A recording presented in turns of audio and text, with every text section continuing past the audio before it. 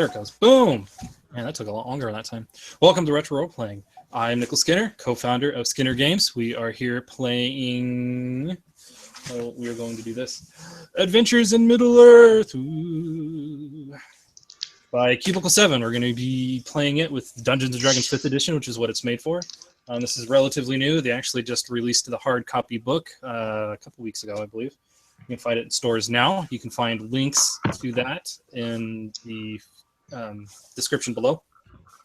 Also, you can find the basic Dungeons & Dragons manuals also in the description below, because that's all you'll need to play it. And the basic edition is actually free.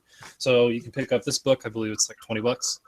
You can get it also on Drive-Thru RPG, which is what I think the link is for, or the Cubicle 7 page. Anyway, it's fantastic campaign setting for Dungeons & Dragons 5th edition. I've been super excited to play it. So one of our other players has actually been kind enough to volunteer to DM this session, so you won't be hearing from me as often. If you want to check out our website for Skinner Games, it's also in the description below. We do lots of fun things like this nice three-dimensional OSR printable stuff. It comes in a tile pack where you can get floor pieces. Also, you have three-dimensional doors, boxes that you can actually hide little treasure miniatures in, or if you've got a halfling, I actually tested it, a halfling will fit inside the box, so you can go all Metal Gear Solid style around rooms and stuff. Some of the tiles you can cut into custom pieces for your gaming board. Check us out. But that's not what we're here to do. We're here to play a stinking game. So we will have a short introduction of all the characters, and then I will turn the time over to Dan to get us started playing. I will go last, and we will start with Tim, since he's the first in my screen, and then we'll just go until last. So Tim, Joe, Chris, and then me. Oh, am I going now? Yeah, your turn. Hi, I'm Tim. Nicholas and I have known each other for a long time now. We were college roommates. I am playing a Gondorian warrior this time around. Little bit of background on my character. Completed basic soldier training and spent some time protecting supply caravans between Osgiliath and Ithilien, and kind of got mixed in with a bunch of other units and watched friends die every so often. It's made him really wary of his own mortality. So now every day he just kind of waits for the next skirmish to take his life out, and he somehow keeps surviving. So a little pessimistic on that end. He is a captain of Gondor. His current assignment prior to meeting this group was assigning patrols to the north up to Rohan. And that's kind of where we are. Cool. Joe? Well, I'm Joe. I know Nick from church, and I know Chris from work. Oh, I got a little echo with you guys there. I hear myself in the background. That's weird. All right. I play Eldakar, Dundane, and I'm pretty much I lost my father he got killed by a bunch of raiders, and they stole his I got his ring from my grandmother. They stole my mother's ring at the same time, and I'm on a quest to try and find my mother's ring, because I have a feeling that, you know, those two rings together mean something and will make a difference, but I don't know what. Pretty much, I'm just a traveler wandering. I hear legends and rumors of treasures and all around, so I'm just enjoying the quest. Cool. Chris? Well, I'm Chris. I was brought into this group through Joe. I met Nicholas and the other guys. My character here, people all around Middle-earth know him as Master Gintaro. He is just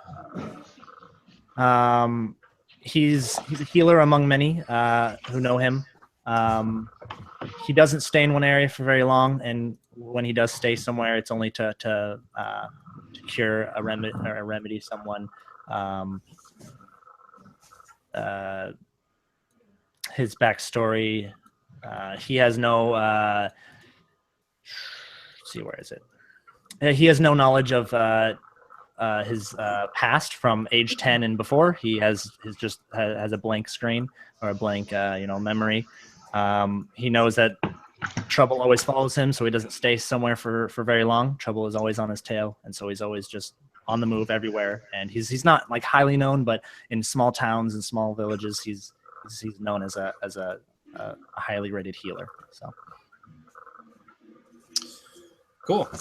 I am playing Hengest the Green. I am a self-labeled magician from Rohan. So I actually do a ton of traveling with my horse and a bunch of other people. I perform tricks and tell stories. I do my best to give people hope that there's still magic in Middle Earth that people can tap into. And I'm quite well known all over, enough that people are willing to give me free room and board as long as I don't screw stuff up.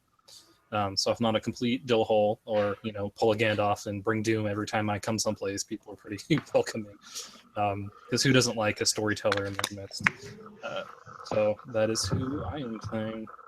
We will have another player join around 10 o'clock Pacific Standard Time. He's a bit busy at the moment. He will be playing a wood elf. I'm getting them all confused already. Wood elf wanderer, which is pretty much the anagram of the ranger. So he'll be here shortly. And Dan, take it away. All right, I am Daniel. I currently live in Egypt, where I am working on a master's degree in Egyptology. Almost finished. Working on my thesis right now, so excited to be done with that. I have known Nicholas now for about probably like 7-8 years. We met in college as well, yeah. So that's how I got to join this lovely foray of the group. Our merry band of men. Yep. Man, tights. Tights. This time around, I am going to be the dungeon master, and so I have prepared the story. A little nervous. This is the first time that I will be dungeon mastering on the internet, so excited and a little terrified. But I've prepared an adventure I hope you guys find interesting and entertaining. I run things a little bit differently than Nicholas, but should still be just as fun. Cool. I'm looking forward to the sandbox game. It's been a long time since I've been one of those. All right, let's keep going. All right. So is it mine? All right. Yeah. It's all up to you, man. For those of you who haven't had the chance to read the introduction, or for those of you watching along on the interwebs, this campaign is known as the Winds of Chains. The Winds of Change, not the Winds of Chains. No slavery going on. All right, so it has been 5 years since the fall of Smaug and the rise of the Men of the North. The Kingdom of Dale has been growing and expanding into the ancient shadow of its fall long ago. Many have come seeking fortunes and fresh starts, either from the bustling new centers of commerce or from the ruins of ancient barrows, tombs, and cities said to contain old magic. The village of Arrow's Flight, named in commemoration of King Bard's legendary shot that felled Smaug the Destroyer, is one such center. Each of our adventurers have found themselves drawn here for different reasons, but having thwarted dangers on the road together, they are now bound by victories and circumstances more complex than they know. The seasons have been kind to the fledgling Kingdom of Dale, but there has been a shift in the winds, and one never knows what might be lurking in the shadows. Not all those that travel the roads are friends. So that's kind of the setting that is going on at this time, and you find yourselves in a small town, the village of Arrow's Flight. You have traveled primarily with a caravan, as most ancient travelers go. A few of you have arrived. A few of you have arrived singularly. Specifically, Chris, Joe, and Nicholas. So Gintoro, Eldakar, and Hanks the Green, or Hankus the Green, have arrived together, having successfully defended a caravan that was coming through carrying goods and supplies from Dale. You've joined up your forces and have created a bond of friendship that is you're testing out. Hail, friends. Yeah, pretty much. You've known each other. The three of you have known each other for about 2 months or so. Off and on with Gintaro, you're still testing the waters, sort of. So you're kind of in and out. Right.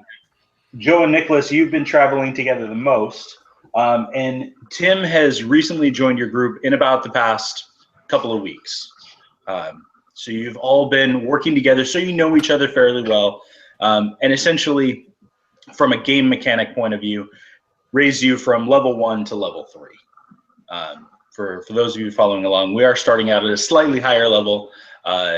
Oftentimes in the early levels, it's kind of a rough game to start in. So we're going to give these guys just a little bit more strength because Nicholas did not mention, but this Lord of the Rings or Adventures in Middle-earth is a magic light game. So there's not a lot of magic going on in the world, but there are ancient magics, and that is a driving interest to a few of you, and you know who you are in the game.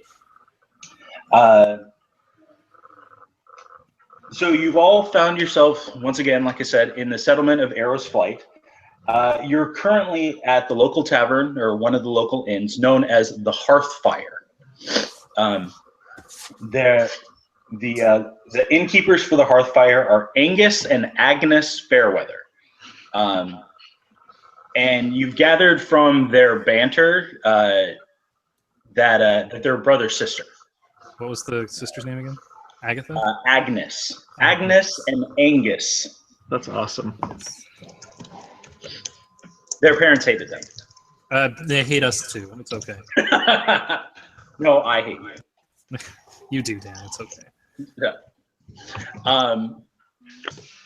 They're both. They are twins, and they are kind of large and in charge.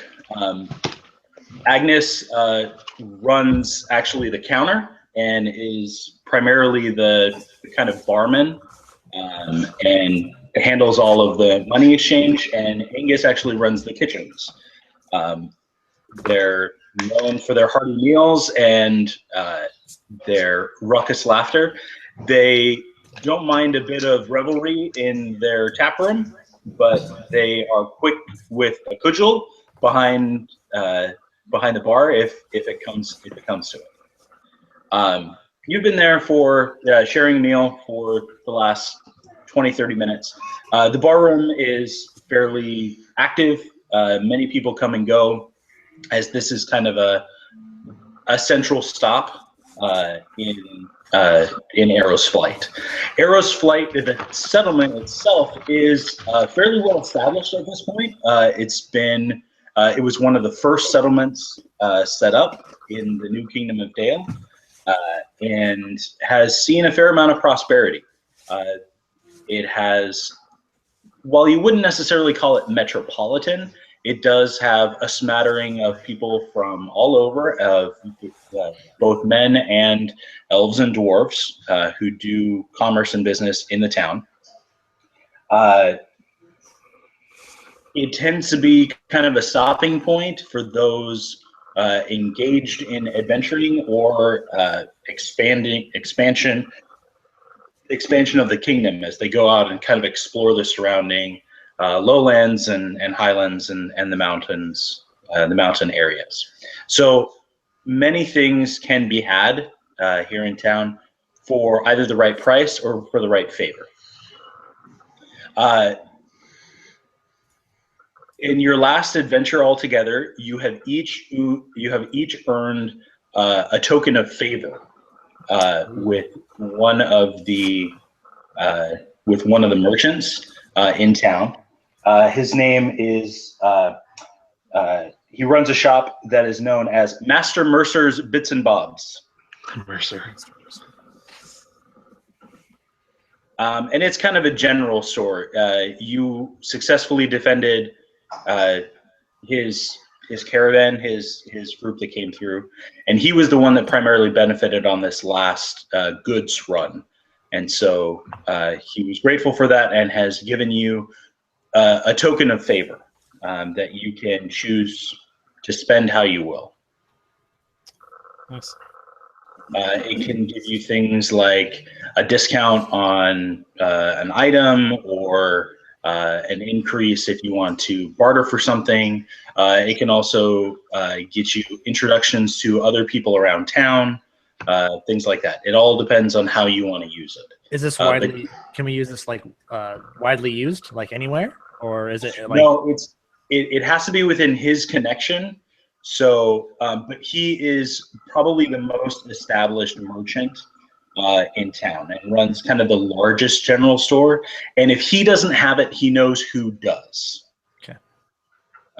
And so He can hook us up. Yeah, he can kind of give you the hookup or give you the introduction to maybe a merchant who deals in more specialty sort of items that he doesn't. Pipeweed. From the Shire pipeweed. Hey, this game has mechanics for smoking. It's important. So that is where you find yourselves. What would you like to do? Well, there is much to be done here.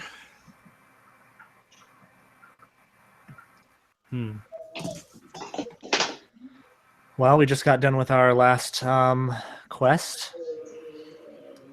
Seemed to have gone all right. What you said the last thing we did was defend a caravan, correct? Yes. What did we defend it against? There were a fair number of things. This caravan came through the Mirkwood area, and so you defended it against some nasty giant spiders. There also have been bandits on the road. In fact, it's a small step from adventurer to bandit, and those who do not succeed in their adventuring campaigns decide to be opportunists for those that. Seriously, Kofi, that door is the creepiest thing ever, man. Like, for real. All of a sudden, a baby dragon comes into the inn and destroys everything. No. The dragon just delivered me a big gulp. I'm not going to complain. I know, dude. That thing is just brutally awful. Complain about your door. Seriously, it sounds like The Damned. Like, okay. What time of day is it? It's getting to be about evening time, actually. It's kind of the main bustling area, and all of you do have rooms at the inn that's already been taken care of. Each of you has a stash of about 25. Actually, we'll say 50 silver pieces. So you have a fair amount of cash. Basically, you've just completed your journey. You've successfully defended everything. You've done a really good job, and so you've got a little bit of a bonus coming on, and now you're kind of flush.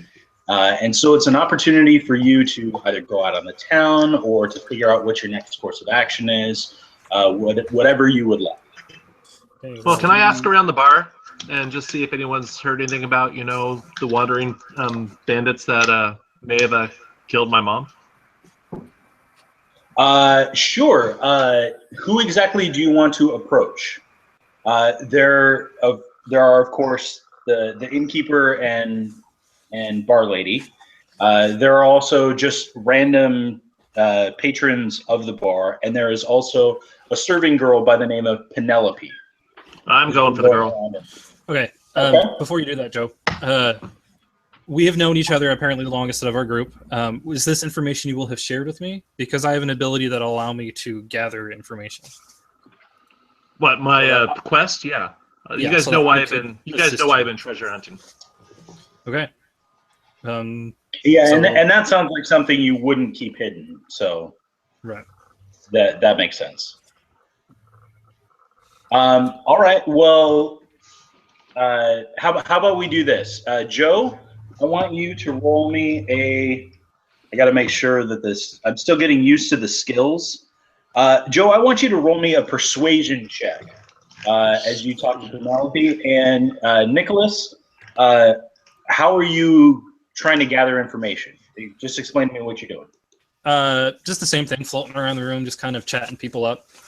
Okay. Making sure things are going Go ahead. on.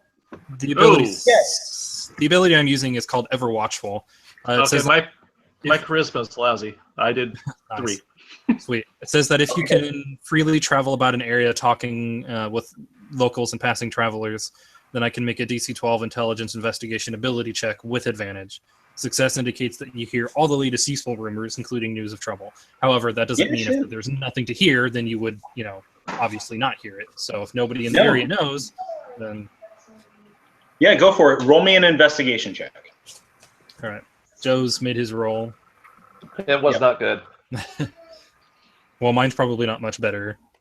I don't have investigation. Ooh, that actually didn't suck. Hey, I made there a you roll. go. DC 15. So I By rolled the a way- 15 and it's DC 12. By the way, you do have, according to your ability, you do have advantage, so you get to roll twice and that's take right. the higher of the two numbers. Right. Forgot 5th edition does advantage. Well, there you go. Another 2. Yeah, 17. All right. I hear some stuff. So Joe, you begin talking to Penelope, but she's a little distracted. Kind of passing around drinks and whatever, and you're just not quite cute enough to catch her eye. She says, "Oh, honey, maybe when I've got a spare second, I'll come back." Because she sees that you've kind of already been helped. Nicholas, you're kind of passing around the area and whatever, and you actually hit up the bard who's playing in the background. It's just kind of a fiddler, just kind of playing a rig, and he takes a little break, and you start swapping tales back and forth. You hear a couple of key pieces of information. One is that there has been a fair amount of banditry on the road, but as of late, it kind of like you hit the last wave of it, sort of, as you came through. And it's been clear for the past, several days. Nothing immediately dangerous in the bandit front. Okay. There has been an adventuring group that has come through recently, about a week before you got here, and they were asking questions about kind of the outlying areas and some of the tombs and whatnot in those areas, and they seemed really guarded. Is how the bard puts it. Guarded. What do you mean by guarded? They're kind of hard to read. It's really odd. Normally, I mean, you and I, we understand this. It's all about reading a room, but it was almost as if there was almost like the wind just went around them, like it didn't touch them, like the feelings and goodness that you often hear in music weren't touching them. So it was a little off-putting. So not like actually guarded. There are no people standing about. Well, they were heavily armed. I mean, they were their own guards that way. But I mean, guarded emotionally speaking. Oh, they're guarded. I understand. Oh, right. Thank you. He also relates some information as well that I love the blank screen, Nolan. Here's our other player, by the way, to interrupt. Can you hear me? Yes. Yes. We can hear you now. Fantastic. This is a new computer, so Woohoo! Bonus. You also managed to hear that the local village lord, the Lord Mayor, has been requesting some help for a couple of disappearances in town. And you also hear that there is, that for anybody who wants it, there is always work at the local blacksmith who specializes in specialty gear, that he's always looking for kind of new material to work with. And is this being relayed like to what we hear to the whole group? Like everyone's No, hearing this? he has heard this He from has the bar. I see. So, we know nothing. while this is all going on, while all this is going on, our Eldakar, our Dunedain, one of our Dunedains, is trying to chat up the barmaid, and she kind of hustles off and is like, she's like, I'll be right back. Just kind of back and forth. What is everybody else doing at this time? So this takes about 15, 20 minutes. What's everybody else doing? I'm just kind of relaxing in my seat, meditating on the day and anything that I can learn from that day. Just kind of taking it all in. All right. The neck bones attached to the chin bone. He's our healer. All right, Nolan, let's go ahead and handle your introduction real quick while this is going on. Okay. So while these guys are chatting up and trying to get information, you, I understand, are playing a Wood Elf Wanderer, correct? Correct. And what is your character's name? Fingalad. Ingalad? Fingalad, Fin hyphen Galad.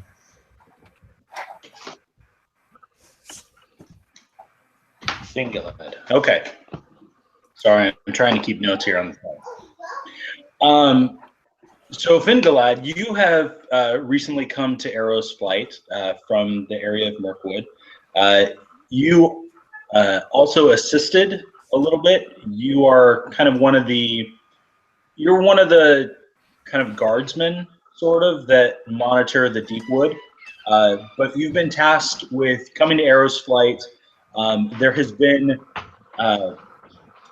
dark dreams that King, shoot, how do you say his name? Thandwil. There you go. He's been having some dark dreams about. He keeps seeing a dark arrow fly through the air and pass through a big cloud of smoke. And just as an arrow, what would normally happen is an arrow flies through the smoke, but instead, this time the arrow sticks into the smoke, and the smoke wraps around the arrow, destroying it, kind of rotting it from the inside. And so he has sent you here to the town of Arrow's Flight to ascertain kind of what lurks beneath the surface and to see if his dream might have any prophetic portents. Sounds good. Oh, no, that sounds bad. Well, I mean, that sounds right up my alley. I hunt the enemy, so it is very much my thing.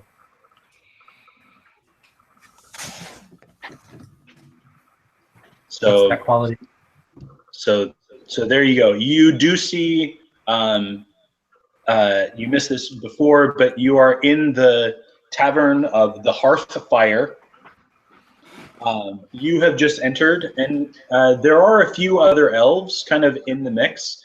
It's a fairly bustling evening. There's probably about 20, 25 people actually having dinner in the inn. It's pretty happening place. It's a big inn.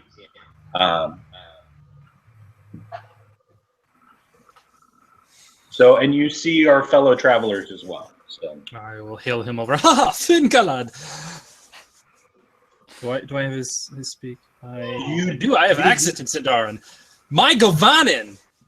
And Hey, you cousin. do actually. How's it going? You do actually recognize these guys because you do sometimes watch over the caravans, kind of from the sidelines, and so you do recognize these guys having traveled through Mirkwood about a week's past, and fighting against some of the dark spiders that dwell there. You actually even assisted with an arrow or two. Sounds good. Yes, I'll go over and talk to them then, and inquire as to what's going on. All right. I will return from my travels. Oh, speaking of, when I was making my inquiries, did I find any information on Joe's mother? You did not. Okay. There's no information to be had in that regard, but you kind of the local bards and kind of either street magicians or musicians, they're kind of the people to go to for jobs, and so he kind of points you in those directions of little bits of information that you might find interesting or potential employment opportunity. Right. Okay, sounds good. I'll return to the table and I'll be like, friends, I have some interesting opportunities. First of all, there's a fair amount of banditry. We already took some out. It's kind of boring. There are some tombs nearby if we want to raid those. Who's down for some grave robbing? As long as we get moving. Where are you from, Nicholas? I don't know. From Rohan. Oh, I see. However, what I find most interesting right now is the mayor is actually requesting help. Some people are missing. I am from Rohan, however, I am also a magician, quote unquote. So I like to, sound more important. Put a little flair on it. Yeah. I got to rub some stank on it. Okay. All right. Just so you're, in state of mind. Okay. Yes, the mayor is requesting some help. People are missing. The blacksmith could use some materials as well if we find anything. But let's go talk to the mayor, I think. Unless we want to go rob some tombs, we can always find interesting things there. It's right up your alley, Eldikar.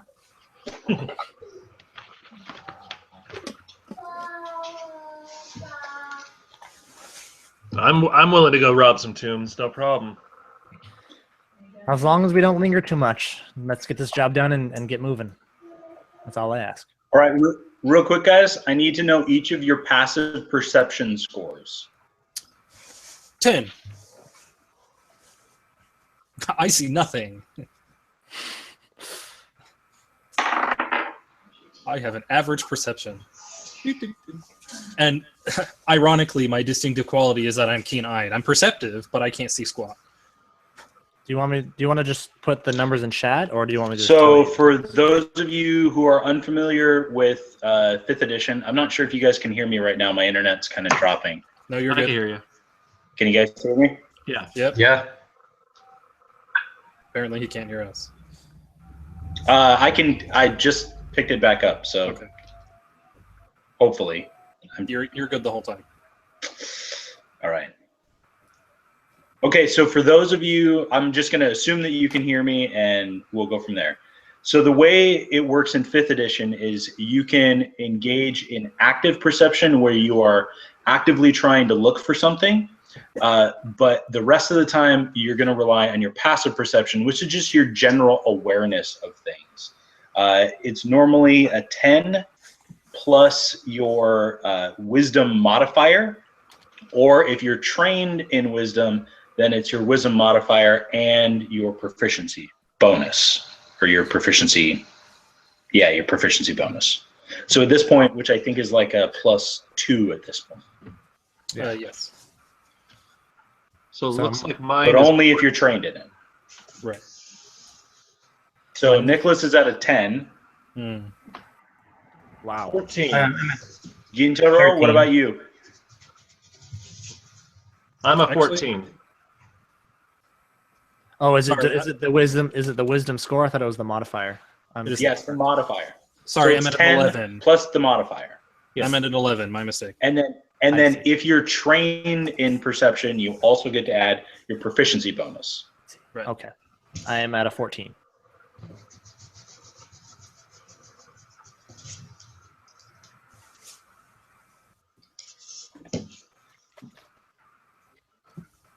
Who are we waiting for still? I'm 13. Mine's 14. Okay. Did you hear my update, Dan? I wasn't sure if you acknowledged that. Okay, let's go over it again one at a time. Start with Tim, Joe, Nolan, Chris, and then me. Mine is 14. 1-4. Joe? Minus 14. 1-4. I'm sorry, guys. My internet is very slow right now. I think I'm hitting a bad time for it or something. So I know. So this is what I know. I know Tim's is a 14, and I know Nicholas's is a 10. 11, actually. 11. Okay. Yeah, I screwed that up. My bad. Guys, let's just type it in the chat. I think that'd be easier. Yeah. Okay. So I've got an 11, a 14, and a 14.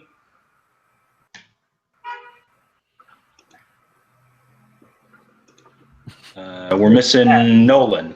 Where's the darn chat box at? Top left. Top left. Top left. There we go. Okay. Very top left. There you go. Nolan's is a 13. Okay. There we go. Can you guys hear me okay, or am I choppy at all? No, you're good. No, So we I can know. hear you fine. You can't hear us, though, so make it fun. This is going to be the best dungeon experience ever, right? This is okay.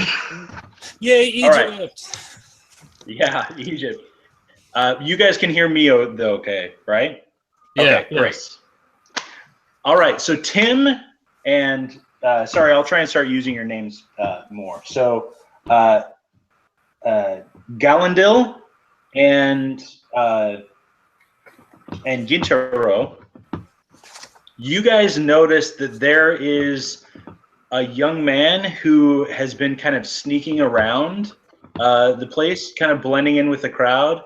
And you notice as he comes up and actually cuts the string on the purse of Hengist as he's coming back to the group. Hengist did not notice this, by the way. Where is he headed? Where is he headed? Yay! So he continues to kind of travel around the room, and you see him actually do it a couple of more times. He's pretty stealthy and kind of works his way through the room. So you can approach him, or there are windows. Chris, you better alert me. This is a main floor tap room, and yeah, he's kind of hunched over a little bit. He looks young, but still like a young man, sort of age, like probably between the ages of like 17 and 20.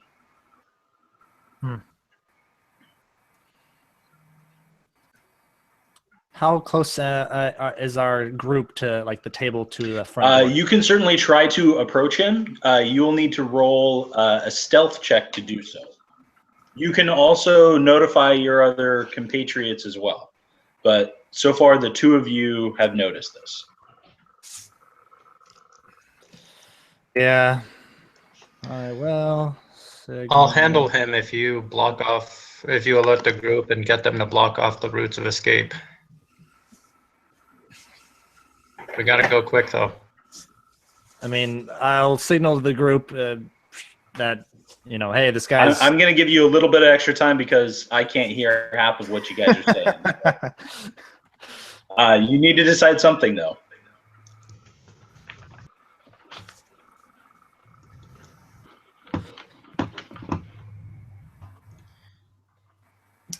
have you informed the rest of us yet? Yes. Why that little? I need that money for Bradbury's. All right, so Chris has moved to the front door and has guarding it, and you see him kind of work his way around, and he moves to the door. Are you wanting to draw attention to this, or how are you going to handle this? I will stand up and make my way to the door, but make it look like Okay. So you make your way to the door. Staff extended out. I'm just walking around. Okay. Thanks for typing this, guys, by the way, because I am not getting hardly any of this stuff. I'm really sorry. It's good. Since I've already been out before. So Gintaro, you have gone to the door and you're just kind of like leaning on your staff, almost like a bouncer would, just kind of keeping an eye on him. And he does approach, and he's going to try and move past you. And he's going to kind of... No. He's going to bump in... actually, we're going to do this. You're just trying to stay there? Are you trying to keep him from leaving? What exactly is your plan? Him from leaving while the group comes up behind, hopefully. Okay. So at this point, you kind of move to the side and kind of, set your staff over the door and just stare him down and shake your head. No, you're not going anywhere. I'm going to be a little tipsy. Okay. I'm sure you guys on the internet are hearing what everybody's saying. I'm not, so I'm going off of what chat is saying, and I apologize, guys. So Hangst is kind of moving around the barroom, kind of bumping into people, and he's going to bump against him as well. So now he's kind of surrounded. Oh, I'm going over to Angus on both sides. You've all kind of gone that. Okay, Nicholas, I need you to roll me a sleight of hand check. If you're going to steal this back, I need a sleight of hand check. Boom! Oh, that's what? What did I say? I had a +6? It should be a skill. It's based on your dexterity. Oh, Yeah, and it's this is a skill you should have as a magician. I'm just going to say this. Yeah, sweet. You totally get that. You kind of sneak up behind him and kind of bump into him. He's kind of momentarily squished in between you and Gintaro, and you kind of reach into his side satchel and pull out what you believe is your purse, but you actually come out with like 4 purses. Ooh. And just put it right in your pocket. That's right. Snaked it. Did I see him take any other people's gold? You did. I will tell him to drop it all.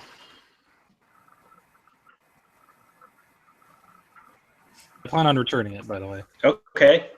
Roll me. How are you going about doing this? Are you going to try and persuade him, or are you going to try and intimidate him? Oh, no. I am going to go and return it to the people that I saw him steal it from, so that I have mine, but... And I'm sorry, guys. There's like no sound on my end at all. Intimidate, look behind you. Do you really want to fight? And I'm sure my group will support me. Okay. Go ahead and roll me an intimidation check.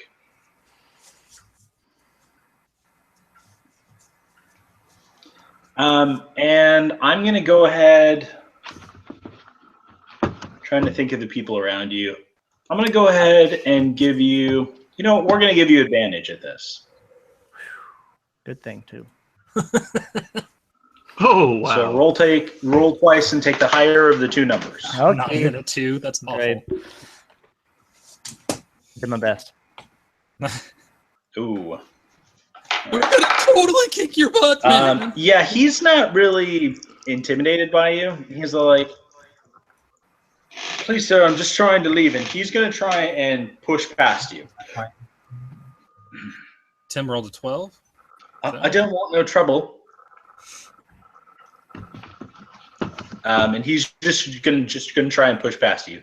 I need you to roll me, if you're gonna try and restrain him or hold him back. I need you to roll me an yeah. Oh, they don't. Yeah, they do. Athletics check. I need you to roll me an athletics check.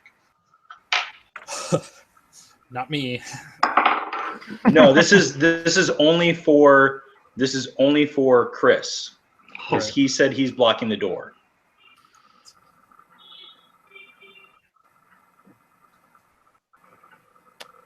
Nicely done. 18. Bonus.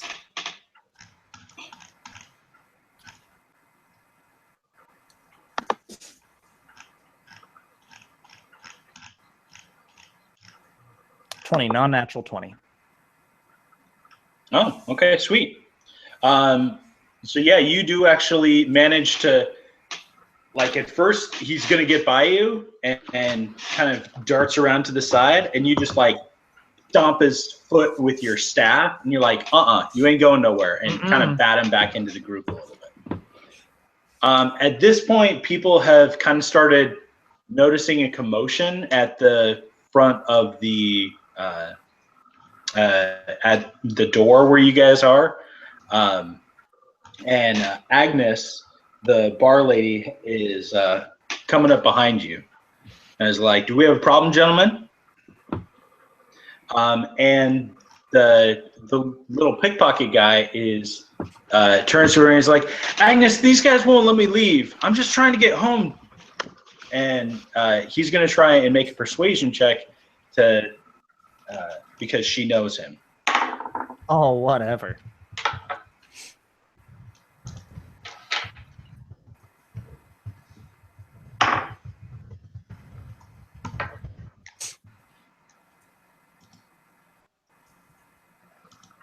She's gonna kind of turn to you guys and is like, "Gentlemen, you're harassing one of my customers." Dan, did you get my messages? Okay, so you're gonna try and persuade him? Yes.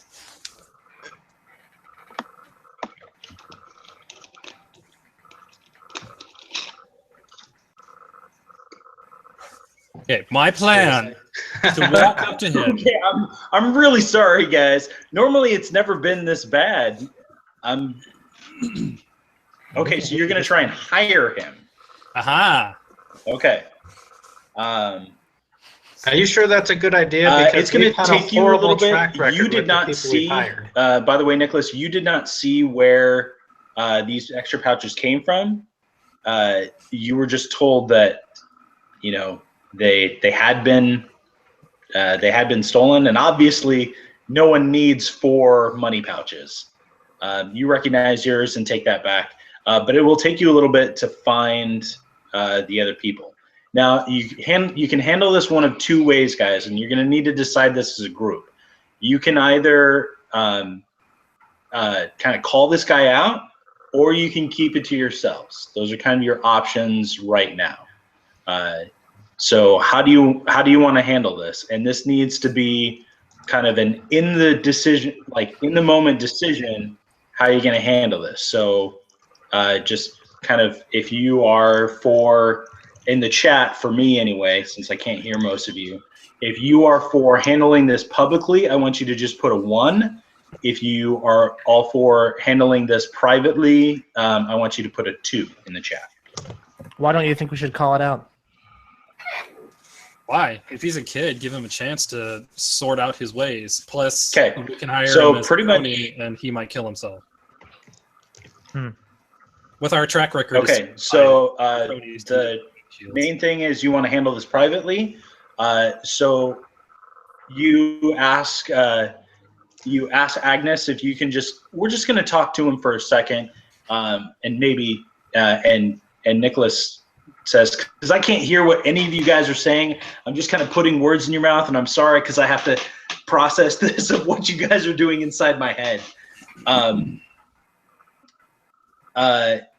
You'll kind of take him outside, but have an arm around him and be like, "Hey, I know what you did, and you're gonna return what you took, but I'm interested in what you kind of got for me. We'll keep this on. We'll keep this on the down low, but you need to do something for us."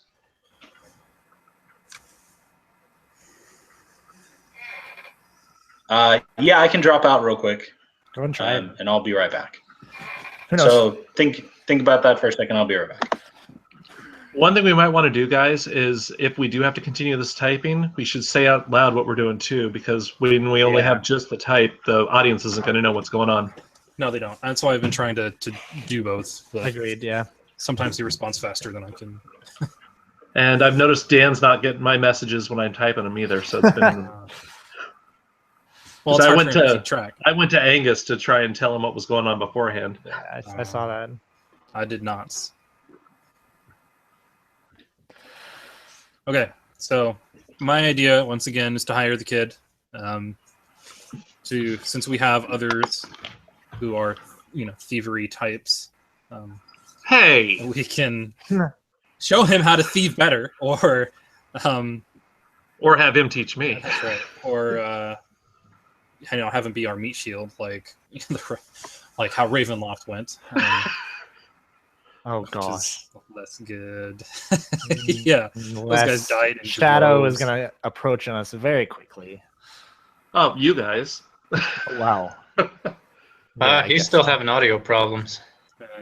There we go. I can hear you guys now. You can hear us? Hey. Great. Yay! Bonus. Guys, I have to apologize. I'm really sorry. Technology is wonderful, and the fact that we can even communicate even halfway decently around the entire world is a fantastic, marvelous miracle of the modern age. Literally around the entire Literally. world. Being an ancient historian, I recognize the marvel of this communication device that we call the internet. But oh my gosh, sometimes it is so frustrating. Yeah, I know, right? Technology, science, and industry. Okay. Okay, have you guys actually been able to hear me? I'm just Yeah. Oh yeah. Yes. Yeah, we have. Every word. Okay, Completely good. fine. It just makes it all the more entertaining for us. I'm sorry. I'm sure you guys are like waiting there. Like, okay, did you hear us? What? No, we're good. Okay, so All are right. we set on the plan for the kid then, or? Yep. You brought him outside. Almost everybody voted to handle this privately. So Right. unless someone is going to make a great big stink about this, that's how you're going to do it. Right. No. So what I've done is after I've either found the owners or given the rest of the bags to Agnes to handle, because I don't know. I mean, I could always pocket them and be horrendously dishonest, but If you give the bags to Agnes, it will become public knowledge immediately. Oh, she won't keep it on the down low. No. Well, public knowledge later. I don't really. It's as long as it's quiet now, so that we can take care of it. Then I don't really care what happens after. Let's leave the pocket out on of the town table. anyway. And at this point, this is what's happened. So just to kind of sum up real quick, okay? From what I've been able to hear and what I've gotten in chat, you saw this guy picking pockets.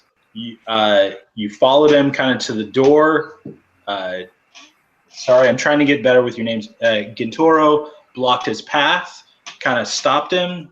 It drew the attention of Agnes. You were like, oh no, we got this. You walked him outside. Nicholas, you stole the money back, and you're not sure if he knows that you've done that or not.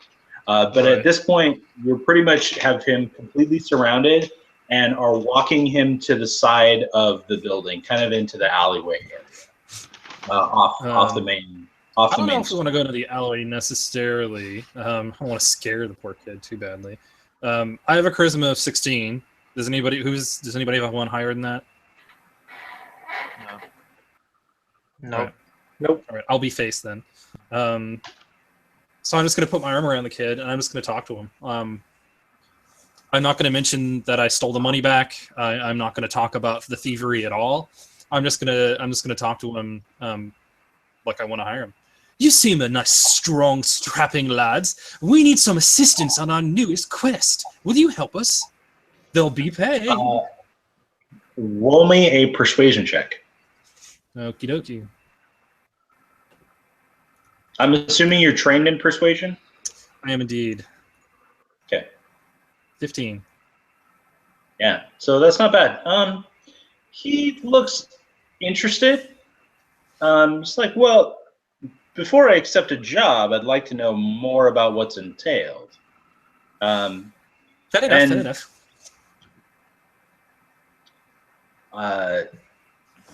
And really, I do need to be going. Could I perhaps come and meet you here tomorrow? Oh, well, we are going quite soon. As in the next few minutes, as soon as we decide either to raid some tombs or go see the mayor. He won't want to go see the mayor. And as he does this, I'm going to sleight of hand out of my pocket and start flicking a coin around in my own hand. Okay. By the way, guys, for those of you who are unfamiliar with 5th edition, there is a skill called Insight, which anybody can use, which helps you kind of read the body language of another person or discern lies. Guys, and that would be me. But here's the stipulation: if you're going to use Insight, you have to do it while the conversation is playing, like while the conversation's going on. Okay. So I'm gonna throw that out. I think it's an underused skill a lot of times, and it's easy to forget about. And since some of you may not have experience with 5th edition, and because we have a new dungeon master, I'm trying to let you know how things run with that skill and others in the moment. Much appreciated.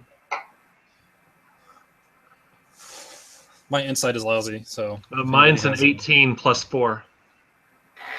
You rolled that? Yeah, I rolled. I have 18 for wisdom, so I have a plus 4 on my bonus for it. Nice. Make sure you get that thing trained, man. You can roll, and I am going to allow you to roll an insight check now if you would like. You mentioned tombs and the mayor. You can roll an insight check if you would like. Oh, I'll go for it. I have asked the group that previously. I'm just going to stop rolling, guys. 7. Hey, it's not a 1. Yeah. It's true. Yeah, he looks kind of nervous, but that's really all you can get from him. It makes sense that he would be nervous, really, because he's surrounded by a whole bunch of people. That's ne'er-do-wells.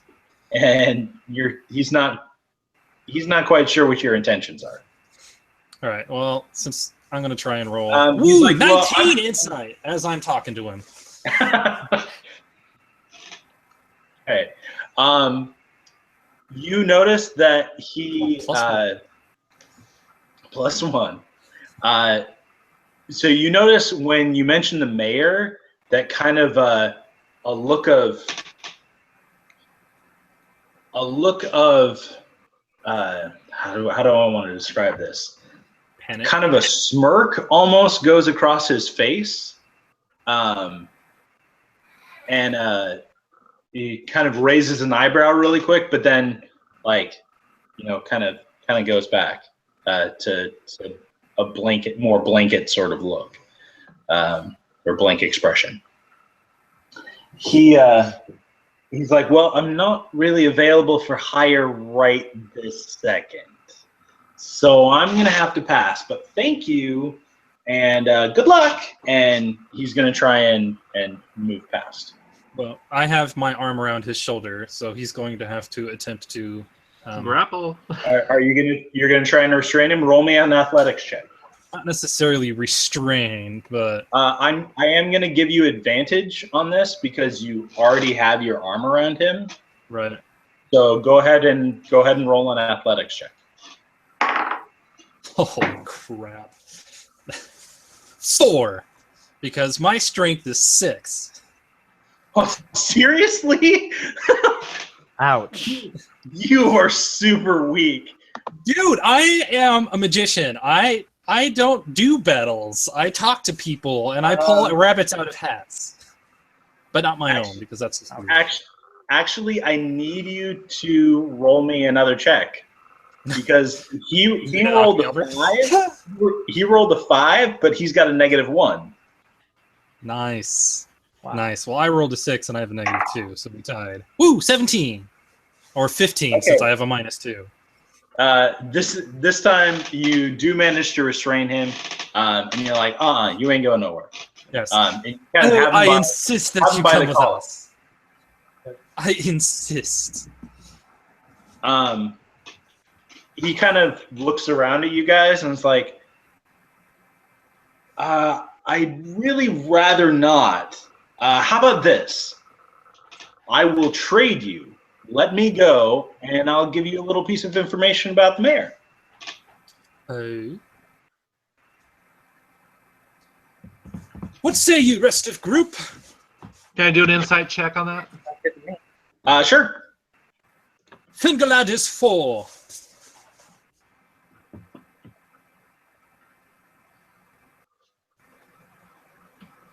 I think I read them pretty well. That would be a Oh, 23. yeah. Oh, yeah. Yeah, he definitely knows something. And he's pretty sure that this is like a secret piece of information that might come in handy. He thinks that it's a piece of information worthy of just letting him go. Guys, I think this might be a thing we can probably go ahead and trust him with. I'm fairly remiss to actually let him leave without us having a trail or a tag on him of some kind. Not just to keep him from stealing stuff. I actually don't even really care about that, but the kid's got some decent skills, or my perception of 11 isn't exactly great, but you know, kid's got some talent that we could exploit, and I'm okay with exploiting youth. Hey, they're young and adventurous. I'm getting up there in years as a man. Okay, we don't have time for this. I'm going to draw my sword and put it against the kid's chest. Wow, that is super, super intimidating. You know you're supposed to be good, right? This is He's Lord like, of the Rings, man. whoa. Hey, I just offered a fair trade. I promise that what I have is worth it. Just let me go. I'm sorry, our Gondorian friend is mildly jumpy. What was that?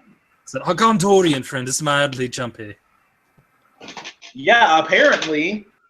Listen, we're not very happy with what you're pulling in that bar. We want to know what you know. Oh yeah, and there's that whole stealing thing. Apparently, And I want to be able to leave. Just say that you'll let me go when we're done. Can I actually threaten this kid? Yeah, you're totally threatening this kid. You know, shadow points are a thing, right? It's like dark side points. Roll You me get them for doing an stuff intimidation like this. check with advantage because you freaking have a sword to his chest. All right, I'll do that. All right, D20. Oh, well, that's not very helpful. Roll it again. Remember, advantage means you roll twice. You take the higher of the two numbers. That'll work. So let's see, 10. The total is 14. Yeah, you know, he's looking pretty intimidated. He is kind of he's more addressing Hangist. As he seems to be the more reasonable one. He's like, hey, you know, just tell your friend, let me go. I don't mean you guys any trouble. Just, I'll give you my little piece of information and let me go. Garlandil, I think that would be quite enough. You give us your bit of information, or All right, I suppose first of all- our Gondorian will rather kill you. All right, well, first of all, you can't just approach the mayor. Like, you got to go through protocol. And second of all, he's in on something. He's doing something behind the back. He's not to be trusted. And you are? Hey, I think it's fairly obvious at this point. You know that I'm not just some kid. I'm just an honest thief. Now, we've traded our information. If you want to talk to the mayor, you need to first go to the watch and pass through the approval of the Edge, Captain Greystone, or Lieutenant Greystone. Lieutenant Greystone. Good enough. I'll toss him a silver piece. And with that, he's going to dart away. All right. Okay, guys. So we have a decision to make. We have a seemingly crooked mayor, given to us by some relatively faulty source, even though he claims to be an honest thief. Or we can raid some tombs and hopefully get some stuff. What do we want to do? We want to loot, or do we want to have a urban adventure? As a Gondorian, I strongly oppose taking advantage of dead tombs. Because Gondorians actually take the dead very seriously. Apparently not the living. You gained a shadow point. Yeah, and actually I'm going to agree with that. Tim, you do get a shadow point for that. That's why I said it. I saw your message. Yeah. Now, is it going points of 1? Because I thought it was points of 3, and then my skill reduces mine to 1. It varies. All right then. Or maybe if you have 3, it goes down to 1. Let's actually do. We're actually going to do. We're going to go by 2s. Fair enough. Okay. And that's, sorry, Tim. Let's see. If your shadow is equal to your charisma or your wisdom? Wisdom. It's wisdom. Right. So if your shadow score either meets or exceeds your wisdom score, not the modifier, the score, right, then you could possibly suffer a bout of madness in which I take control of your character for a short time and you do something not so good. Yeah, I gain dragon sickness. Yeah, and you gain a permanent shadow point, which you cannot. You also gain a permanent shadow point afterwards. So but once the madness subsides, then all the shadow points that you've accumulated up until that point reduce down to 0, except for your permanent shadow points. Right. Okay. So what are we deciding? Tombs or mayor? Well, I say mayor. Okay. Well, treasure hunter, I'd go the tombs. That's just me. Okay, so we have 2 for mayor, 1 for tombs. I don't care. Let's just, I'd say hit the mayor, and then, let's get out of here and go, find some other job somewhere else. Okay, sounds like a plan. We'll do that then. Okay. All right, So let's hit the mayor. You decide to approach the mayor. With your new piece of information, you now know that you won't be able to approach the mayor directly, but that you will have to go through and kind of gain a favor or an audience with him somehow. How are you going to go about doing that? Well, obviously, it says go to the watch and talk to Lieutenant Greystone, so we should go look for Lieutenant Greystone. Well, we have our token of favor.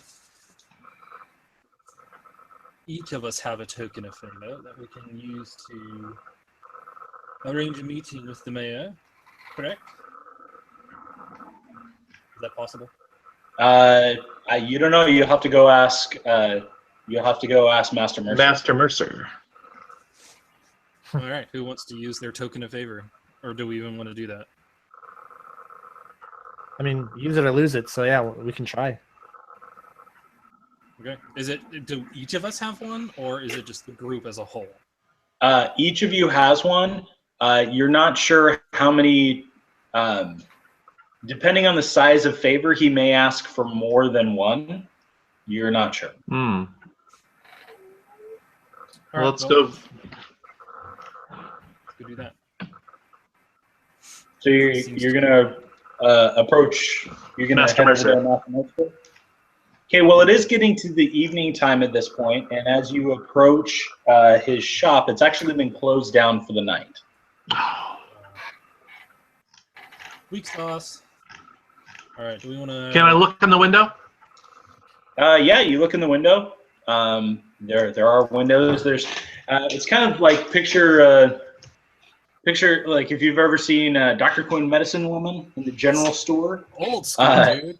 Kind of looks like that. You know, there's kind of a display set up in the window of some nice things. There's bits of tools and high grade. What looks to be like some high grade foodstuffs and some really nice clothing, and pretty much everything in the shop is. It's essentially a general store where you can get pretty much anything you need, but it's kind of like a good, better, or best sort of situation where there's a wide range of stuff. And when you were in there previously, you did notice that he has kind of a back room where he keeps like the really nice stuff. All right. We're not breaking in. I'm not breaking in. No, I'm not breaking in. I just wanted to look. Nolan, by the way, did you actually go with them? Did I go with them? Yeah, I did. Okay. So Yeah. you now have this elf kind of following you around. Yeah, I mean, most of my skills involve us being in the wilderness. So, Right. He's wandered up. but if there's something going down in town, that's why I'm here. So that's why I voted for that. So. All right. All right. Well, since it's getting to be late, we should probably just go shack it for now. I don't think And we'll- you do all have rooms at the tavern, at the hearth fire, except for Nolan. But he's an elf, so he can sleep outside just fine. They don't sleep. And they don't sleep, so it's a fair point. Yeah. He cannot sleep in my room. And just have this creepy guy like in a meditation, just like staring at you while you sleep. Hey, every girl who was ever obsessed with Twilight will love that. The creepy dude standing in your room staring at you all night, because that ain't weird at all. Not at all. Yeah, I know, right? That's not stalker material. It's called Well, and keep in mind he's like 100 years old. Anyway, sorry. Side note. I know, right? Well, All right, so- actually, it's fitting in this standpoint too, because Nolan's super old too. Yeah, well, he's an elf. He's Oh. except he doesn't sparkle in the sunlight. Don't I? No, well, His hair he does. sparkle in the Long, Twilight luscious realm. locks. That's right. Well, I don't know. If we were all evil and tripping out on the one ring, maybe he would be glowing and shining. I have gorgeous blonde hair. He does. Hmm. He's a platinum blonde. Wow. What elf doesn't? I know, right? Elrond. Or was it? One of them has silver. Can't remember the name right now. Anyway. Is there anything that you would like to do before you turn in for the night? I'm gonna go down to the tavern and have one more drink. All Pay our right. expenses. You go to the tavern and have one more drink. At this point, Nicholas, you do still have all of the coins, like all of the purses. Okay. Well, if the people are still relatively around, then I will do my best to return those. Okay, I you will have have not to, stolen these. I promise. roll me a persuasion check. We're just gonna do a general persuasion Oh check. boy. My perversion doesn't suck. Don't roll stupid. 5. That's less good. 10. Most people are annoyed, but they're grateful to have their their coins back. You're like, by the way, I didn't steal this, and you put down like a coin purse on the table, and they're like, what? And they grab it and they're like searching through, like counting other coins. I'm gonna cheer because that was a fantastic trick. I couldn't believe how he made those things appear. I know. Hengus the Green, magician for all the lands.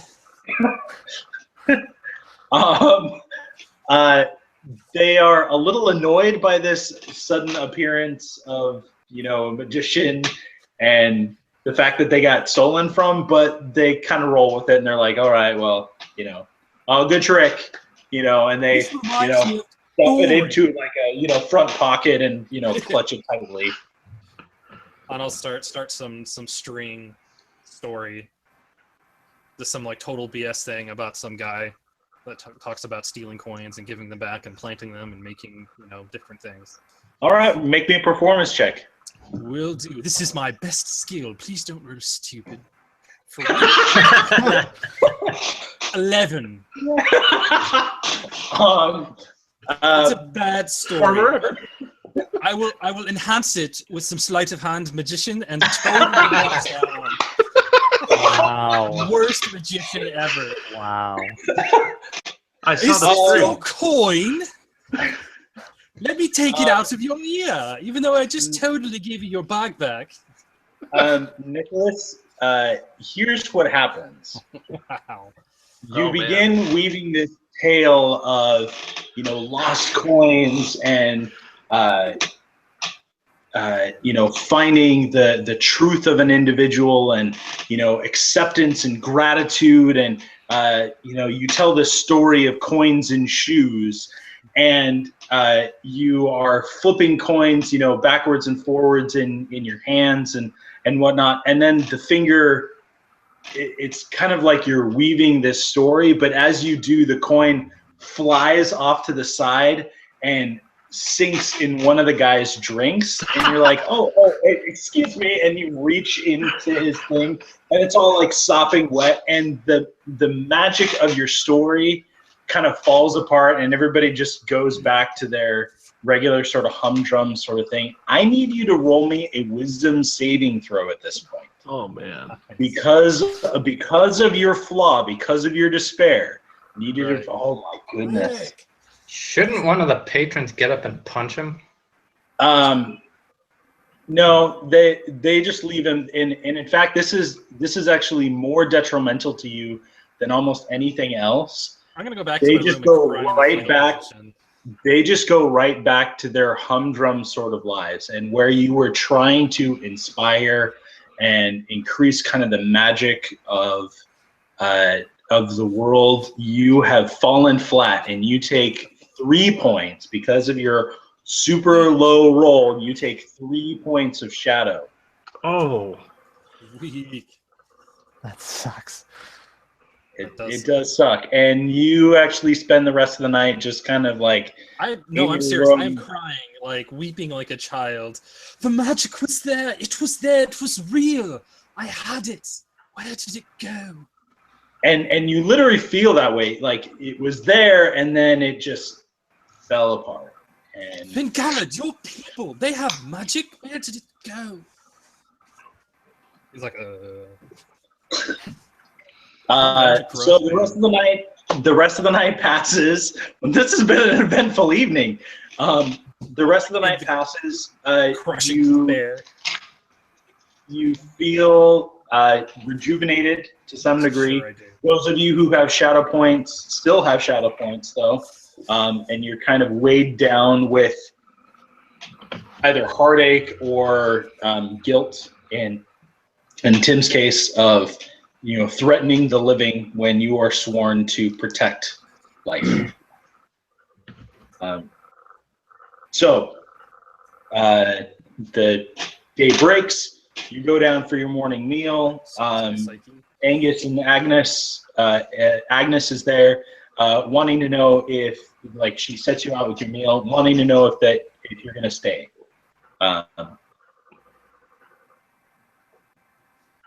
Should we stay? My reputation is nothing. We'll probably stay for what, breakfast? Have a little bite and then we'll head out. Sure, I'll have eggs, some hash, little bacon. Just eat your sorrows away, buddy. Food is my only real comfort. And you just start scarfing down. I eat when I'm depressed. I'm depressed because I eat.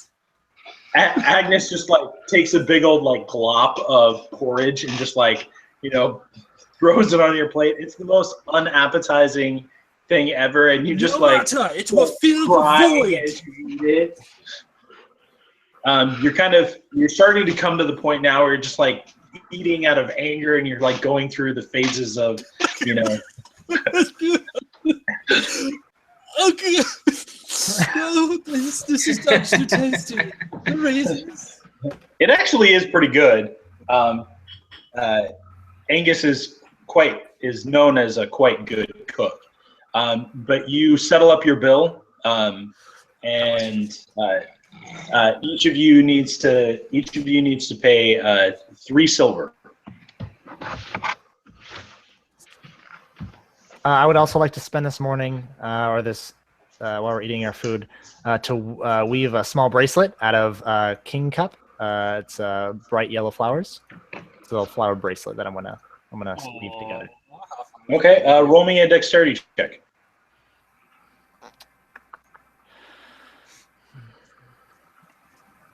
Let me find. All right.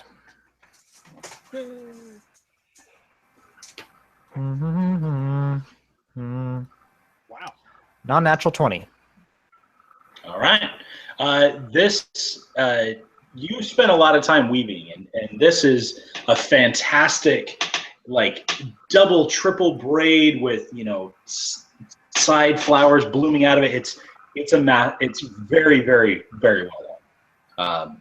And should you offer this as a gift, it will be most likely well received. And I will actually the day is now officially started. You've got a couple of leads that you can follow. You've got the tombs that you can go and follow. You can try and find out more about this adventuring group that came through, or you can try and go talk to the mayor. You also have the option of, that you're going to need some form of either token or, sign of friendship or something in order to go talk to the mayor. And you've got a couple of different ways to go about doing that. So what would you like to do? Chris, you were about to say something. Did you want to do something with this bracelet? I did, yes. Okay, what do you want to do? As we're deciding what to do, I will, Gintaro will walk up to Hangus the Green and offer him this bracelet. And as far as I've been with you in this group, I know that your magic is real, and you're doing what you can to bring it back. So I offer you this, and it will give him luck for 1d4 plus 1 days, and I will roll that right now. What luck does is if you roll a 1 on any attack roll, saving throw, or check, you get to re-roll it, and use the new roll. So awesome. Now, is that a one-time use, or is like within that 4 days, or is it for all 4 days? Well, it's 1d4 plus 1 days, so I just assumed that after since I rolled 5 days, it would just be used up. So I get every one I roll in the next 5 days, I can re-roll. Is that what? Wow. That's a good question. Actually, I think super powerful. This is how I'm gonna work it. In 5th edition, there is a feat called Luck, and what Luck does is it allows you to re-roll 3 times a day. And so that's how I'm gonna work it. Basically, you have the Luck feat for the next 5 days. Sweet. Bonus. So 3 times a day. If you roll a 1 on, what were those again? An ability check. It was an ability check. I know it was a saving throw. A saving throw, check, and an attack. It's pretty much anything you use. Okay. Pretty much if you roll a 1 on anything, you are allowed to re-roll that 1, but only 3 times a day. Okay. And any that you don't use up get reset. So they're not cumulative. Right. But at the end of the 5 days, done. Or as they say here, halas, finished. Yeah. Okay. Sounds like a plan. I'm okay with this. All right. Sweet. Okay, so we're going to the mayor. We need to get something cool to offer him. So I vote we read the tombs to grab something amazing, and then we go offer it to him, or we either use our favor to try and arrange a meeting. What was the other thing that was going on there, Dan? Party. So Yeah. so the three things that Nicholas was able to hear from the bard was that there was this odd adventuring group that came through. That apparently a few people have gone missing, and the mayor is potentially interested in figuring out why, and that there are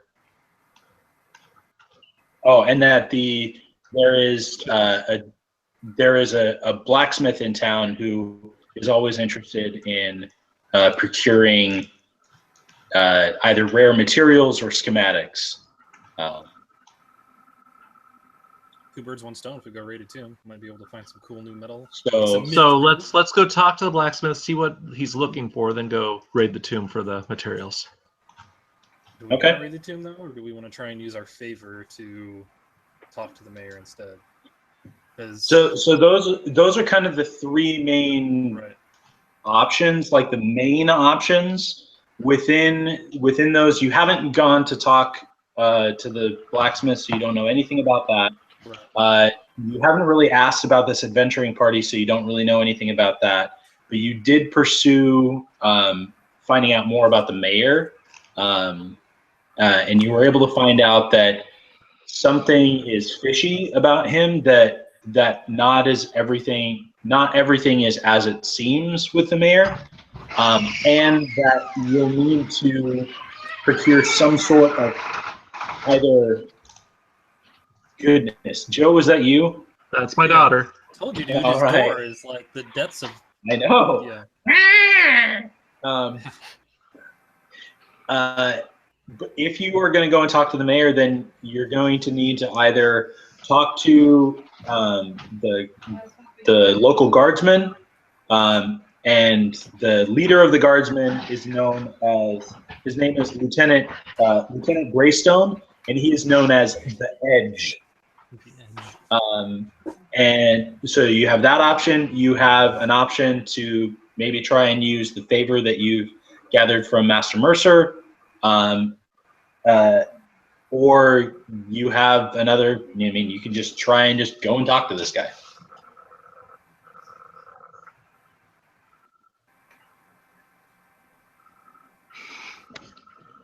And then everyone stops talking. Yeah, I know. I'm like, I can still hear you, so It's okay. I think I'm just gonna go and see if I can observe what the mayor is doing, just like about town or whatever. See if I can scare up some additional information. Okay. If he's sure, gonna you do can. that. Sorry. Do you want to spend part of the morning doing that? Yeah. Okay. Okay. He's gonna do that. I'm gonna do the ever watchful thing again, where it's that DC 12 investigation check. Okay. See what kind of stuff I can drum up. So you're going to try and gather some more information. I need you to focus your kind of skills. Like, what are you trying to find out more information about? Right. So we want to find out more information about the mayor, just in general, anything about him. What's he like? Let's see if I can, now that I know, there's rumors about him being sketchy, what kind of other information I can collect on that, things about his past or whatever, just about him in general. And then I want to try and find out also a bit about this adventuring group that came through. You got to choose one or the other, bud. Not according to the skill. Well, that's fine. Let's talk about the mayor, I guess, since that's more immediate. Okay. We're here right now. Does anybody else want to do anything?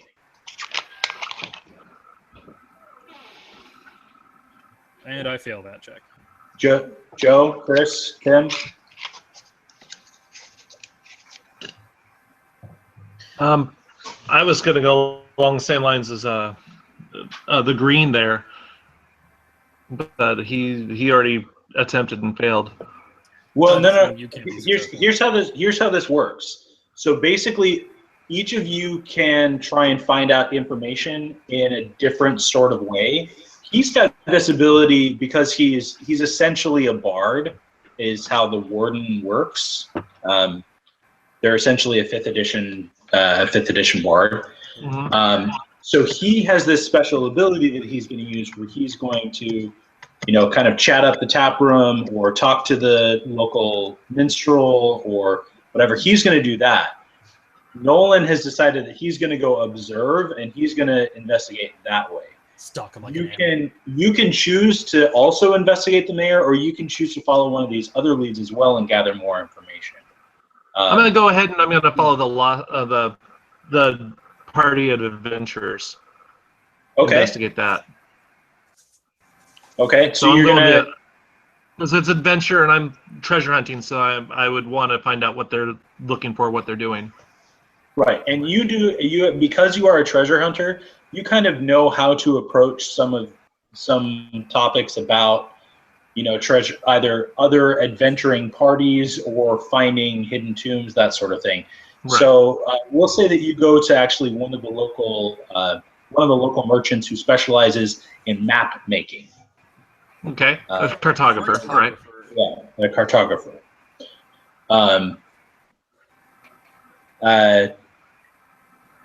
So Chris, we're going to say that you spent the majority of your morning weaving that bracelet. You can do some investigation as well, but you're going to be kind of limited on what you can do.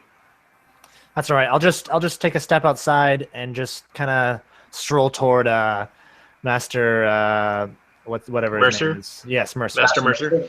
Okay, so you're going to go talk to Master Mercer. Tim, what about you? I'm doing what they're doing. Well, they're all doing something different, so. He's doing it all. Nope. So, is there anybody? If you don't choose anything, that's fine. I'm just giving you the option. I'll just keep my eyes and ears open for. All right. All right. So, Nicholas, I know you already rolled, but I'm having you re-roll because I need to get everybody's stuff, and then I will tell you when to roll. So, Nicholas, you go ahead and roll for your warden ability. Nolan, I want you to roll an investigation check. We're going to kind of change this up a little bit. This is going to be investigation, but it's going to be based on your wisdom rather than your intelligence, because you're talking about observing. Okay, that'll give me one. So go ahead and roll for that. Joe, I want you to roll. Go ahead and roll me another investigation check as well. Okay. And natural 20 That's plus 2 of us. 4 is 24. Yeah. Okay. And Nolan, what did you roll? That's a 15? A 16 plus 1, so 17. Okay, sweet. Nicely And Chris, I want you to roll me a persuasion check. One more. Can you say that one more time? Persuasion check. Persuasion check. Got it. Yeah, because you're going to talk to Master Mercer.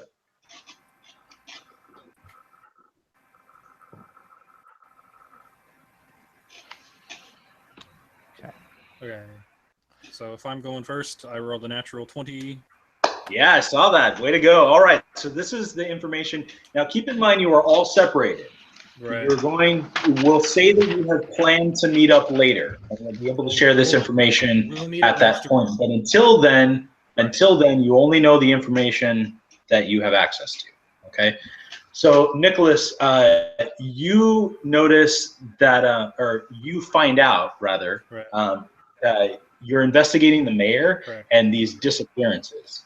You found out that there have been 5 people in the last month that have disappeared from their homes in the middle of the night. Wow. They have ranged in both races and ages.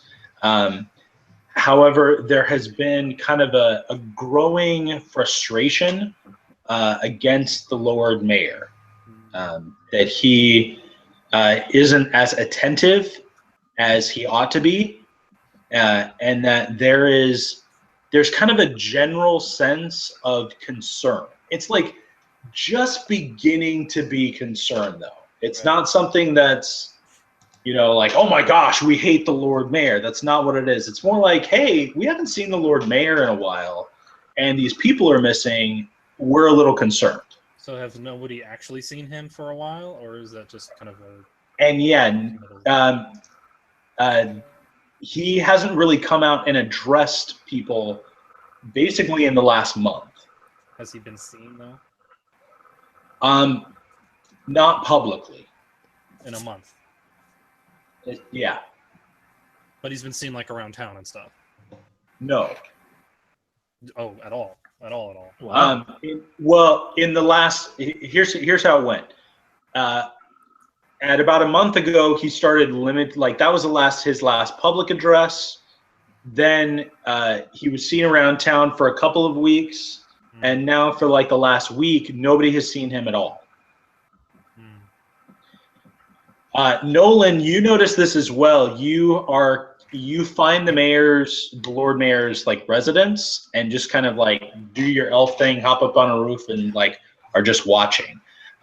And you notice that he's got probably about 8 guards placed around the dwelling on the land in the area. Fairly nice garden, things like that. But your elf eyes see across the garden and through the windows that he occasionally you'll see him kind of pass by a window. And you notice that a couple of times as you're watching, there is as he moves across, that there is a glint of kind of metal. And it looks like he might be wearing armor inside his own house. But he does not leave. He does not leave his house or his. He doesn't even leave the estate. He doesn't leave the house. Nobody comes in. There are people coming up and entering the house, and there are shipments of what appear to be food and other things. And you spend a couple of hours kind of watching the estate, and that's what you gather. Okay. Joe, you also rolled a natural 20, right? Yep. Yeah, so you go and talk to this cartographer, and it turns out that this adventuring group actually sold him a bunch of maps all around the region, and they traded him for a special map that he had like in his rare stock. That held some of the kind of outlying tombs and regions. It's a very old map, and it's unique. He did not make any copies, but he also he tells you that the group that came to him had 3 people, a female and 2 males. He said he thinks one of them might have been a Dunedain, just due to his mannerisms and language, and the fact that he felt older than he looked. But you also hear kind of this report that they are almost, it's like the air goes still around them almost.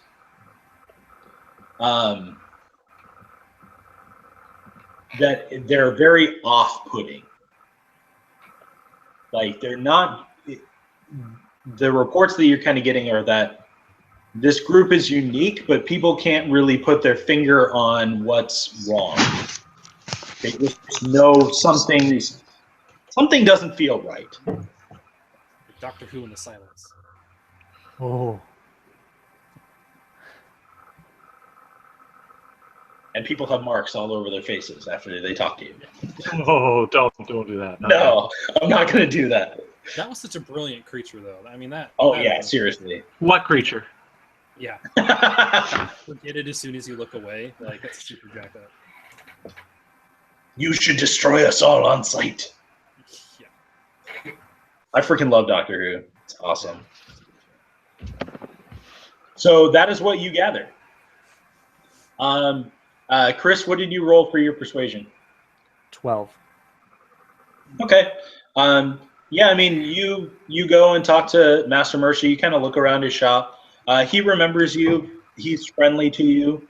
Was there any sort of question that you wanted to ask him?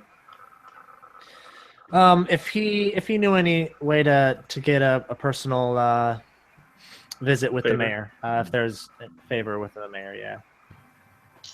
He says that yes, you could actually.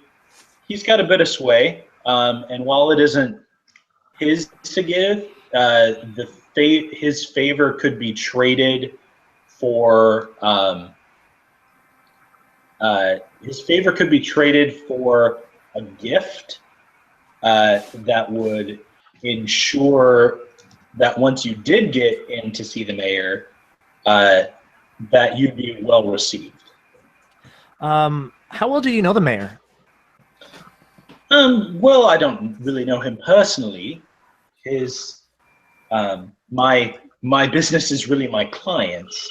Occasionally, he has requested a few items of note and that I've been able to procure for him, but mostly I deal with his steward, Mr. Kendall Moore. Well, I'm not too familiar with these parts. Would you mind picking out a gift that you might think it would be suitable for a mayor or a steward? I mean, I'd be happy to trade your favor in your gift. Certainly, I can do that. And he asked for his token. It's a small wooden, these tokens, by the way, are actual tokens. So they are they're a small wooden coin with a double M imprinted on them, burned on them. I see. So you just kind of, of course, for your favor. Now you'll still need to purchase the goods, but I can ensure that you get the right one. That is totally fine. Okay, so you hand him the token, and he pulls out a basket that has like a really kind of fancy decorative bottle of wine with some also expensive looking kind of rotten cheese. And just kind of a small basket. It's rather odoriferous, but he assures you that this will be a gift well received by the mayor. Perfect. And how much would this be? Because it is a fairly nice setup, this is going to run you, with your token, I'll give it to you for 15 silver. Sounds like a fine deal for me here, and I will hand over the silver graciously. Okay. And he takes some mark 15 off. Sounds good. And you now have a basket. He also says, if you are interested in meeting with the mayor, should maybe 3 of you be willing to trade me your tokens of favor, I might be able to swing at least possibly either a letter of introduction or a meeting with someone who might be a little bit better aligned to get you in the door. I understand. Thank you, and I will relay this to my group. We are nowhere near you at the moment. Pleasure doing business. Well, in the coming time. Okay. Yeah. After I'm done with my business, I will make it my way to Master Mercer's as a meeting point. By the way. And because you've already said that that's kind of where you were going to end up, I'm going to assume that's where everybody's meeting up. So you all meet there after having gathered your information, and you're welcome to share with each other what you gathered. Gintaro, hail! Hail, friend. It is well met, and I have much information. What is that sting? Oh, it's a very expensive gift we shall give to the mayor, believe it or not. An expensive gift. What's in it?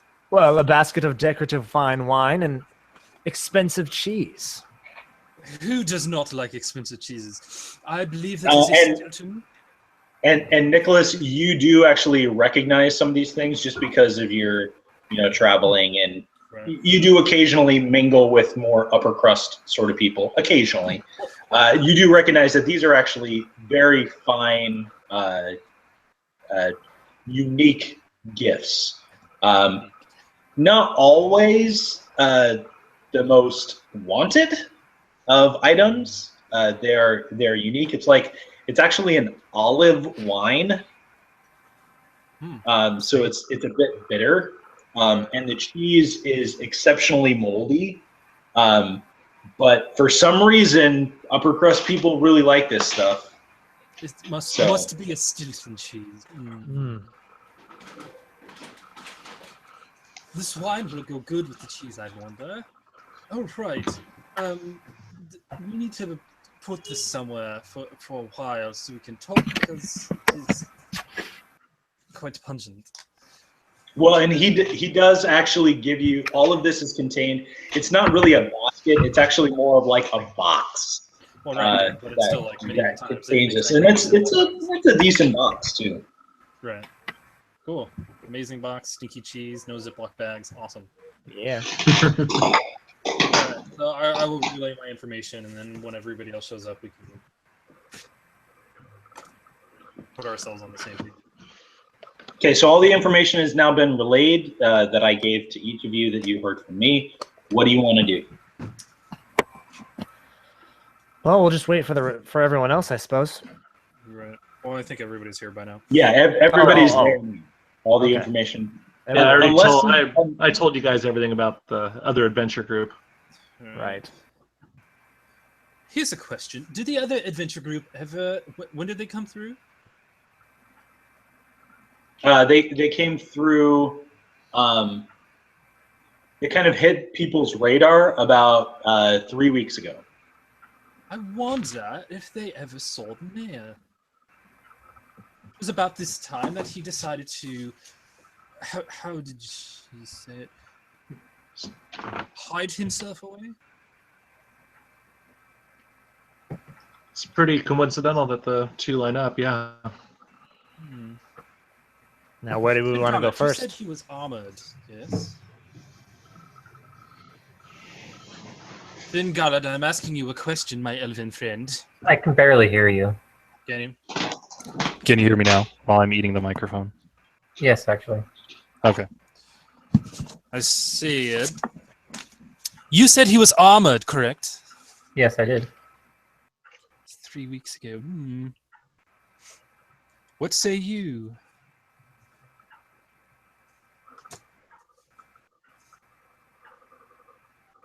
I'm talking still to you. What is your opinion? My opinion? Yes. I think he might be afraid, because he never leaves the house and he wears armor and doesn't do anything but pace back and forth. Right. Is this a man we want to approach right now? I'm wondering if that map that they got from him, or they got, and he's afraid of them. So let's go see him and find out. All right, let's go do our deal and see if we can't get an introduction. So we're going to Master Mercer's to trade for the letter? Indeed. Sure. Let's do that. Okay. Who volunteers their favors? So it's going to cost 3 tokens. Correct. So there are 4 of us left. And actually, now that I think of this, Nolan actually doesn't have one. No, I don't. No, he does not. Okay. So this we'll would use our this would sword. be the remainder of your tokens. Right. Wow. All right. Well, Well, the mayor's a big use deal. it or lose it. Right. There you go. Meeting the mayor is a big deal. Well, let's put on our nicer clothes. I'll put on my nice cloak. Indeed. Yeah, pretty much your mercenaries. So nice clothes for you are not like, super duper fancy. You might have like a nice cloak, or you might be able to purchase something from Master Mercer who can, provide you with more kind of upper crust sort of stuff. I'm a rider of Rohan, man. I got my gear. Yeah, well, and you got your horse actually too. That's right. And I'll go all parade mode on him if I need to. All right, so we're trading our 3 favors for the letter of introduction. Indeed. Okay. Or I'm speaking for myself and, the green, and I guess Hengist. Say it with me now. Hengist. Mr. Green. With the pipe in the kitchen. Exactly. With the ragweed. Hey, it brings me luck, man. I can't remember Tim's character's name. Galadriel. Galadriel? Galadriel. I always want to end your names with R's. I don't know why. So Galadriel, are you willing to trade your favor too? Because I don't want to speak for you. I can steal it if we need to. No. No. No, you're Okay. not willing to trade his favor, or no, you're not willing to have me steal it, because I will steal it from you. Look, a bird! No, I'm not willing to trade. All right. That's his opinion. That's Well. fine. All right. Well, that means we cannot get the letter, guys. Look, a bird! Master Mercer, how much would it cost to buy that letter from you? Can I sleight of hand it first? Um, I'm not necessarily You can going to give it certainly- away without his you consent, can certainly try. but I at You least can want to take certainly it. try. He's Um, traveled with me for a while. He knows ITs. Tim, do you Yeah. do you perceive me stealing this from you? I rolled a 17. I need you to roll me a perception check. All right, hang on. It is a wisdom, unless you have it. No, I have it. It's one of my trained skills. Oh, that's super awesome. Yep, I took it That's as one of my bonus skills. All right, I gotta roll. Hang Always on. take perception. Always take perception. That's what I've learned from just D&D in general. Always perception.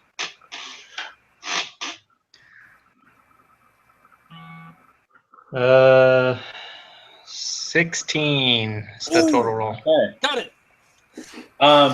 Well, here's what happens, okay? You don't know where he keeps it, where he has the token, but you have an idea. So I'm going to roll a dice to see if you actually get where it is.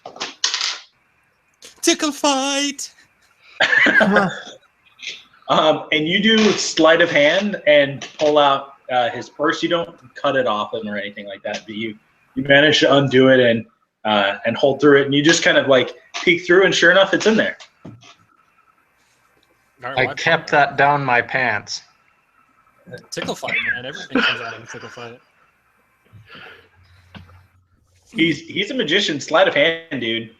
If you have not seen, shoot, I can't remember his last name, but the sleight of hand guy who works at Vegas, his name's Apollo something.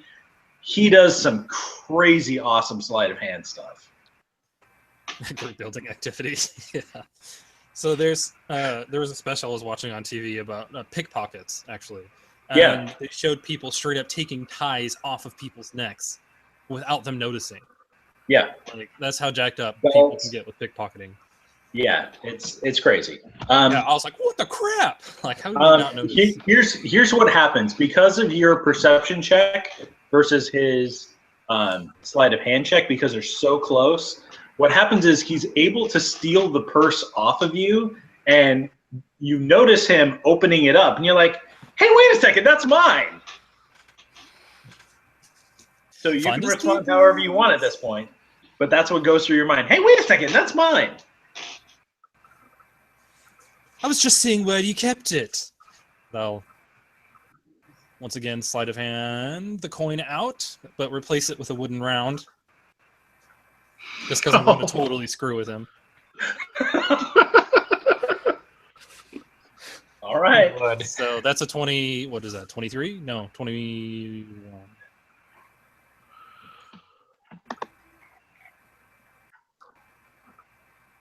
What's your sleight of hand skill? Like, what's it at? +6. Yeah, that's 21. Yeah. Um, And I am going to bluff him. Also. Wow. okay. Roll me a deception check. And that is a 21 also. Oh my goodness. Good job on giving him the luck thingy. You're welcome. He's not even going to need to re-roll anything at this point. So Tim, are you even going to try to resist? Well, Tim, I'm assuming that you hand it back to him. Yeah, I'm going to hand it back to him. I just want to see where you kept it. Because clearly I'm totally lying, but...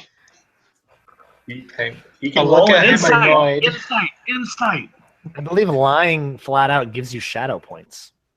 To a friend, because I'm teasing him, I plan on giving it back. No, dude, you have stolen his token. So unless To give it back eventually. I'm not stealing it to keep it. I mean, that's You're different. spending I'm it. stealing it to screw with him. No, I'm not going to do that. That's screwed up.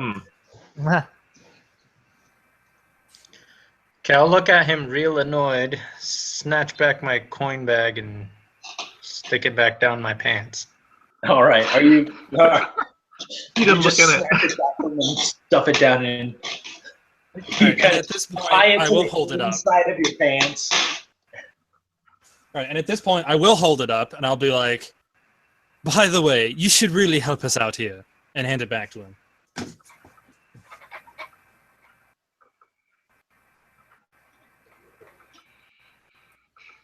Tim, your move, man.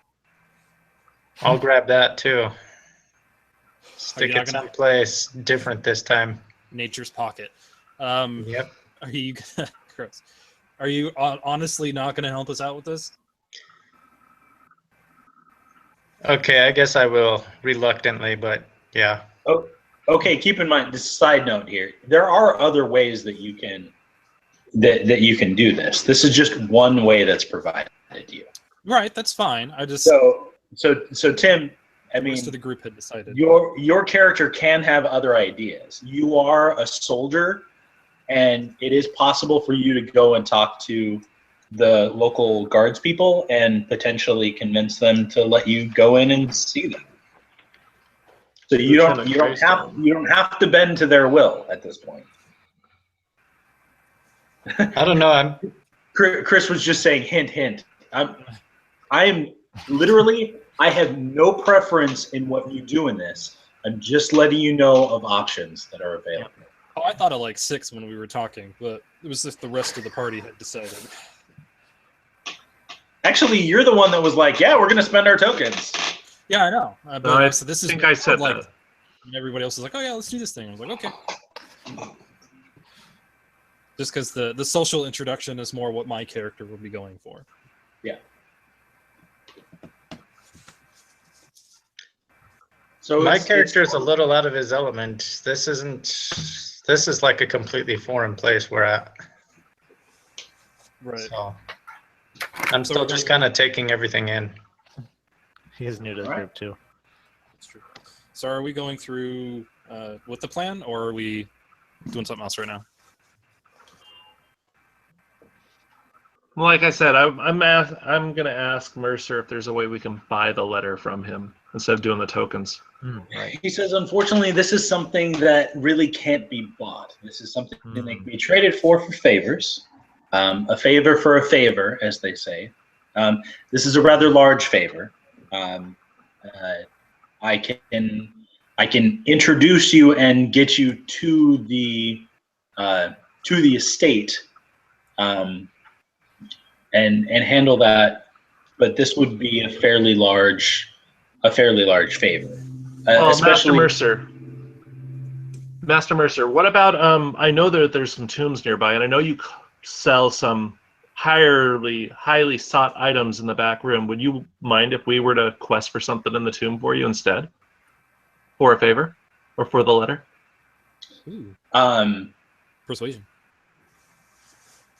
that doesn't even require a persuasion roll. Yeah, that certainly sounds like something that would be mutually beneficial.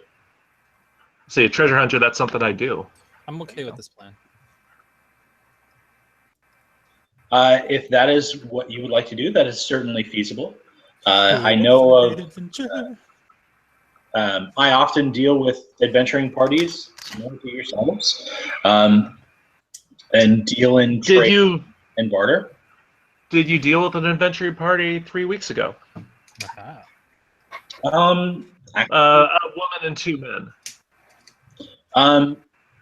I did deal with a group around that time. However, the people that I spoke to were just a pair of men. They actually offered me some lovely mosaic works that they were able to find. Did they say where they found them? Oh, they mentioned it was in one of the more ancient tombs, and I've been able to date the piece. It looks to be from about the Second Age, and very exquisite work. Definitely outside your price range, but if you're interested in seeing the piece, I would accept one of your tokens for that. We're interested. Give me a second. Yeah. Let me figure out why I'm interested. Aside from it sounding interesting. Anyway. All right. He has you come. Says, "All right, follow me." He asks for one of your tokens. I'll hand in mine. Okay. So Nicholas, you no longer have your token. Correct. Your token of favor, and he takes you to a back room. You kind of enter down into a passageway, and it looks like this area is actually beneath the ground, kind of out and away from the main part of his shop. As you come down, just exquisite, curtains and tapestries, and there's a pitcher of chilled wine with little dwarven runes on it. It looks like it's some sort of special pitcher that looks like it keeps the wine chilled. And then on the other side, there's a warm one, and you kind of see steam bubbling up, and you smell this spiced wine. These beautiful golden and glass chalices sit next to it, and he says, "Come follow me." And as you enter this, it's almost like a museum, or an exhibit at a museum, a small one. But there is a beautiful sword on the wall, this curved elven blade. It's been broken halfway through, but he's got it mounted up on the wall where it's actually side by side, sort of. He's got some beautiful tapestries in there as well. And he pulls you over to a table where he's got this mosaic that is broken up a little bit, but you can tell he's restoring it and putting it back together. I need each of you to roll me a this would be a lore check. Okay.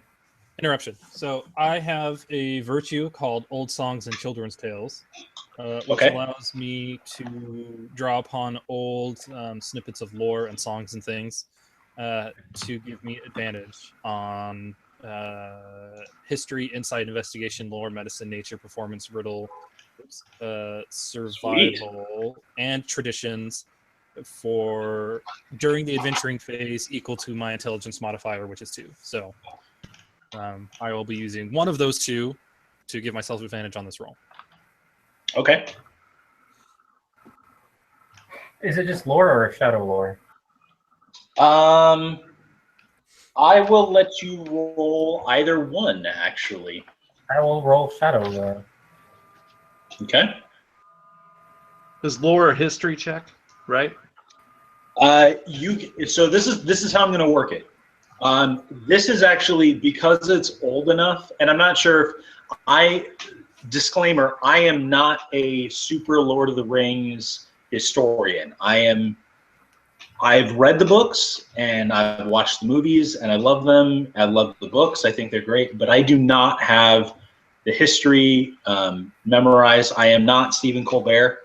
As cool as I think that would be to know all that stuff, it's focused on ancient Egyptian history. That's my focus. So I may be getting some of this stuff wrong, but know that this is an ancient story. I'm not going to allow a history check on this because it is considered more of a story rather than history. Like, it's that weird kind of halfway point of where a legend becomes a myth. Right. You know, it's history that turns into legend that turns into a myth, and it's kind of this mid-range legend to myth category. Okay, so I'm trying to figure out on my rolls what it'd be, because I don't see lore on this, but that's probably because I didn't put it on there, right? Religion? Lore is in like the middle. It's an intelligence-based skill. Intelligence? Okay. Yeah. Yeah. Okay. Yeah, you might be actually using the actual 5th edition the player sheet, yeah. Yeah, the sheet. The one that we're using, for those of you following along at home or watching this later, the Adventures in Middle-earth has slightly different skills. Religion is not one of the skills in this adventuring campaign, but instead you have a few other skills like lore, like riddle, and shadow lore. The other main difference as well is traditions. So those are the 4 different skills. And I think you lose arcane. You lose arcane knowledge, which is a 5th edition skill. You lose religion and a couple others as well. Okay. So that's how those are swapped out. All right. One of my features I have is Lore of the Lost. And that's, well, you have not found out what you seek. You have come across much lost lore concerning other issues. You know, tidbits of lore, hints at where lost kingdoms lie, ruins lay buried, and relics have been discarded. So whenever I hear something new region or a ruin for the first time, I probably know at least a little bit of the lore that, and will give me even a little more information than what you give me, or what you would.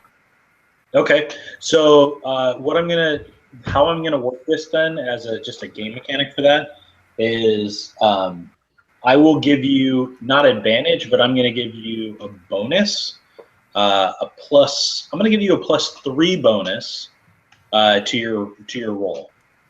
Okay. So you can use either your shadow lore or your lore skill, and then you get to add an additional 3 on top of that with your roll. Well, I rolled a 20. Okay. Fair enough. So I guess all that work, you know. All right, so we've got a natural 20. What, Nicholas? I saw you roll a 13 earlier. Yes, which with my lore skill makes it a 17. Okay. Nolan, what'd you roll? I've got a 12 total. Okay. Chris? 16. Okay. Tim? 15. I'm untrained in it. You can still roll it. It's just a straight up intelligence check. Yeah. Unless you just want to appreciate the art. Dude, that looks amazing. No, it's a straight up 15.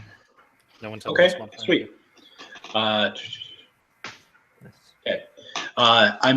I'm gauging how many successes we have versus failures, so that's why I asked for everybody to do this. So what you're able to gather as a group is on this mosaic you see It's broken, but there is a king or some sort of high figure who is kneeling before an armored yet a beautifully armored person. The what appears to be the plate mail or whatever is just like a gold and silver with, you know, beautiful, what looks like mithril pieces that are put in, and the stones that are being used actually have bits of metal within them. The scene depicts this figure kneeling before this exalted warrior or something, and receiving something.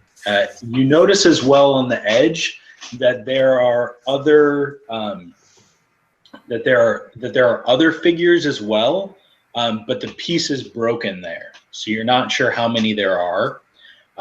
And you see as well, kind of as the mural goes, or as this mosaic goes, that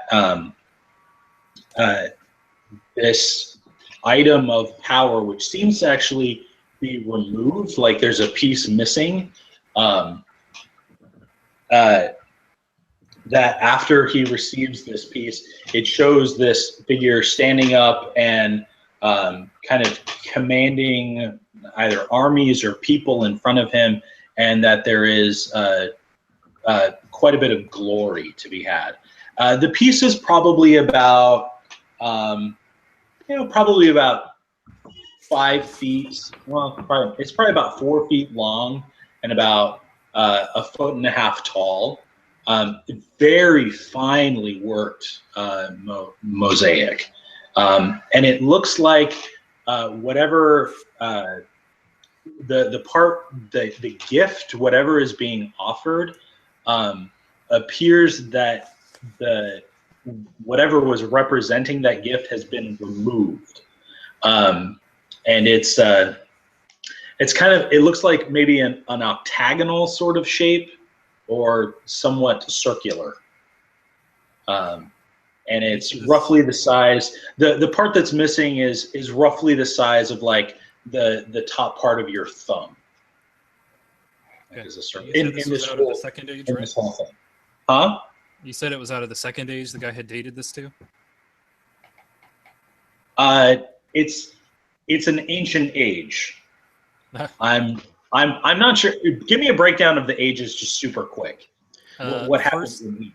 First age is when people come over from the west and begin populating, right? It also wasn't very long. It was only about 8 centuries, if that. It really wasn't that long. Second age was about 3,000 years, and up to this point in the third age, it's almost 3,000 years. Yeah. Right, and the second age is like, the second age ends with the giant battle between humans, elves, and the great enemy, right? The last alliance. Pretty much, yeah. Okay. Yes, So- it's second age. Okay, so first age is Sauron's boss gets defeated. Second Right. age, Sauron gets defeated and loses the ring, and then we're kind of in the middle of the third age. More or Yeah, less. he says that he's dated this to the second age. Okay. All right. Did he or did the adventuring party ever mention where they got it from? Does you know? He said that they did not, but they had an arrangement where he wouldn't question them too much if they would procure other similar sorts of artifacts. Okay, can I use a history check on this artifact? Sure. It's not an actual art. I mean, it's an artifact, but it's a mosaic. It's essentially an art piece. Maybe I can recognize something from it. Can I roll? Yeah, go for it. Joe, Yeah, you rolled a natural 20, right? correct. Yeah, I'm going to send you a little note. Ooh, whispers. Whispers. If I can somehow, I got to figure out how to do that in this. I don't know if you can since it's a right. You did before. player. I thought I did before too. Yeah, you did it for our last session. Did you? I don't know, maybe click on his name. That's what I'm trying. Okay, so my total roll on the history check was a 19.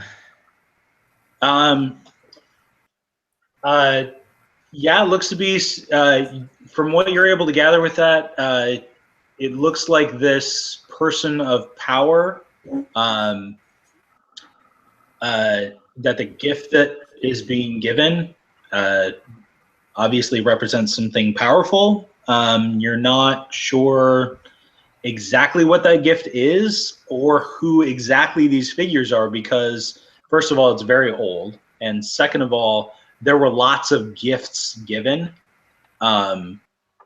whether they were rings or whether they were, magical items or whatever.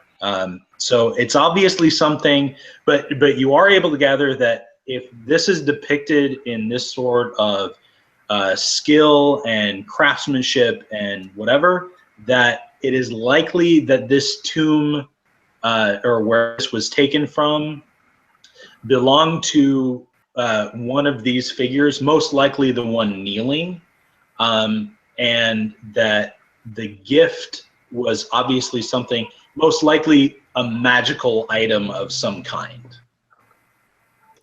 Well, it's unclear what it actually was.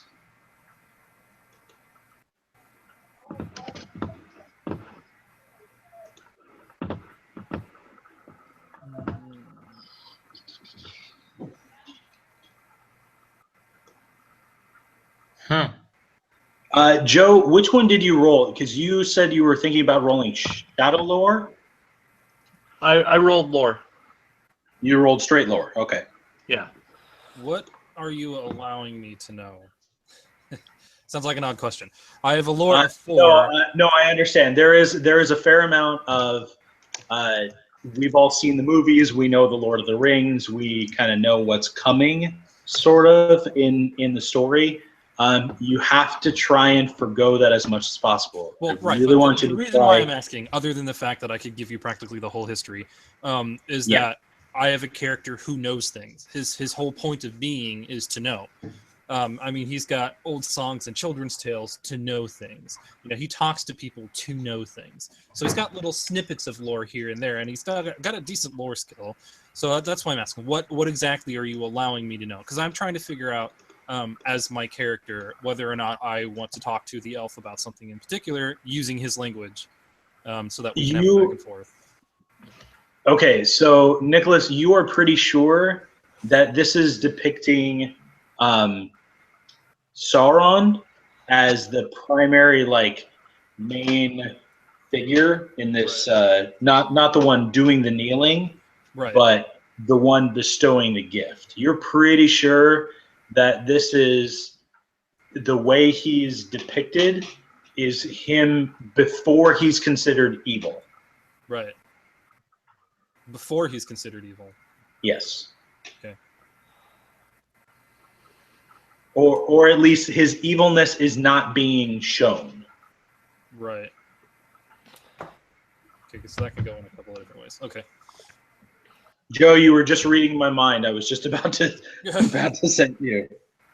Oh yeah, you just done that. That's good too. That's a trick from that one broad podcast or that one show that I watch. They do this for whispering too. Yeah, no, I've done it in games before. Who has Sindar in his language? Me. I do. So like everybody but Chris. I can understand. I can understand all languages to a point. Let me read what I can do. It's oh, here it is. Simple conversations or enough to greet someone, shout a warning, or insult someone. I can understand all languages. Other than that, I can speak Elven and Man. That's it. Okay, so that ID's out unless anybody else knows that we're here, which I doubt.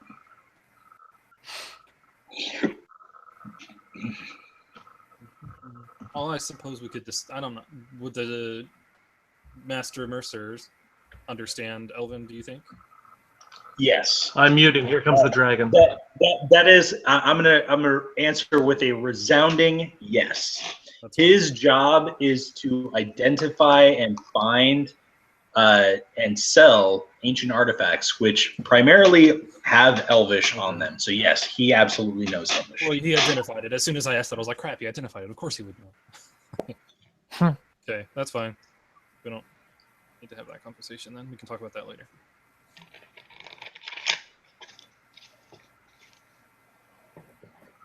Okay. Joe's got information, the rest of us don't.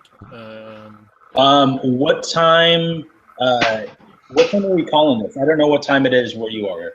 It's 11:20. I was thinking midnight, unless the rest of us are tired enough and want to call it. We can right now. No, I'm fine. I just need to. Well, I know it's because it's morning for you. Yeah. Hey, I still got up at 5 because You did. I didn't realize that we were going to start at like 7. I thought we were starting at 6. So. It's always 9. Well, but see, you guys do daylight saving times, and they don't do that here. Oh, that's where I got mixed up. They tried it for a year, but then they were like, "Oh, this screws up our Ramadan schedule." So they're like, they had it for like a month, This and guy then is they were falling. on Ramadan, and they shifted it back, and then after Ramadan they put it back in place, and just created a ton of problems. So like, you know what? Screw this. We're not going to do it. Jeez. Okay. Are we done here? I think so. Unless you have any other questions or want to talk. No, not really. Just amongst ourselves later.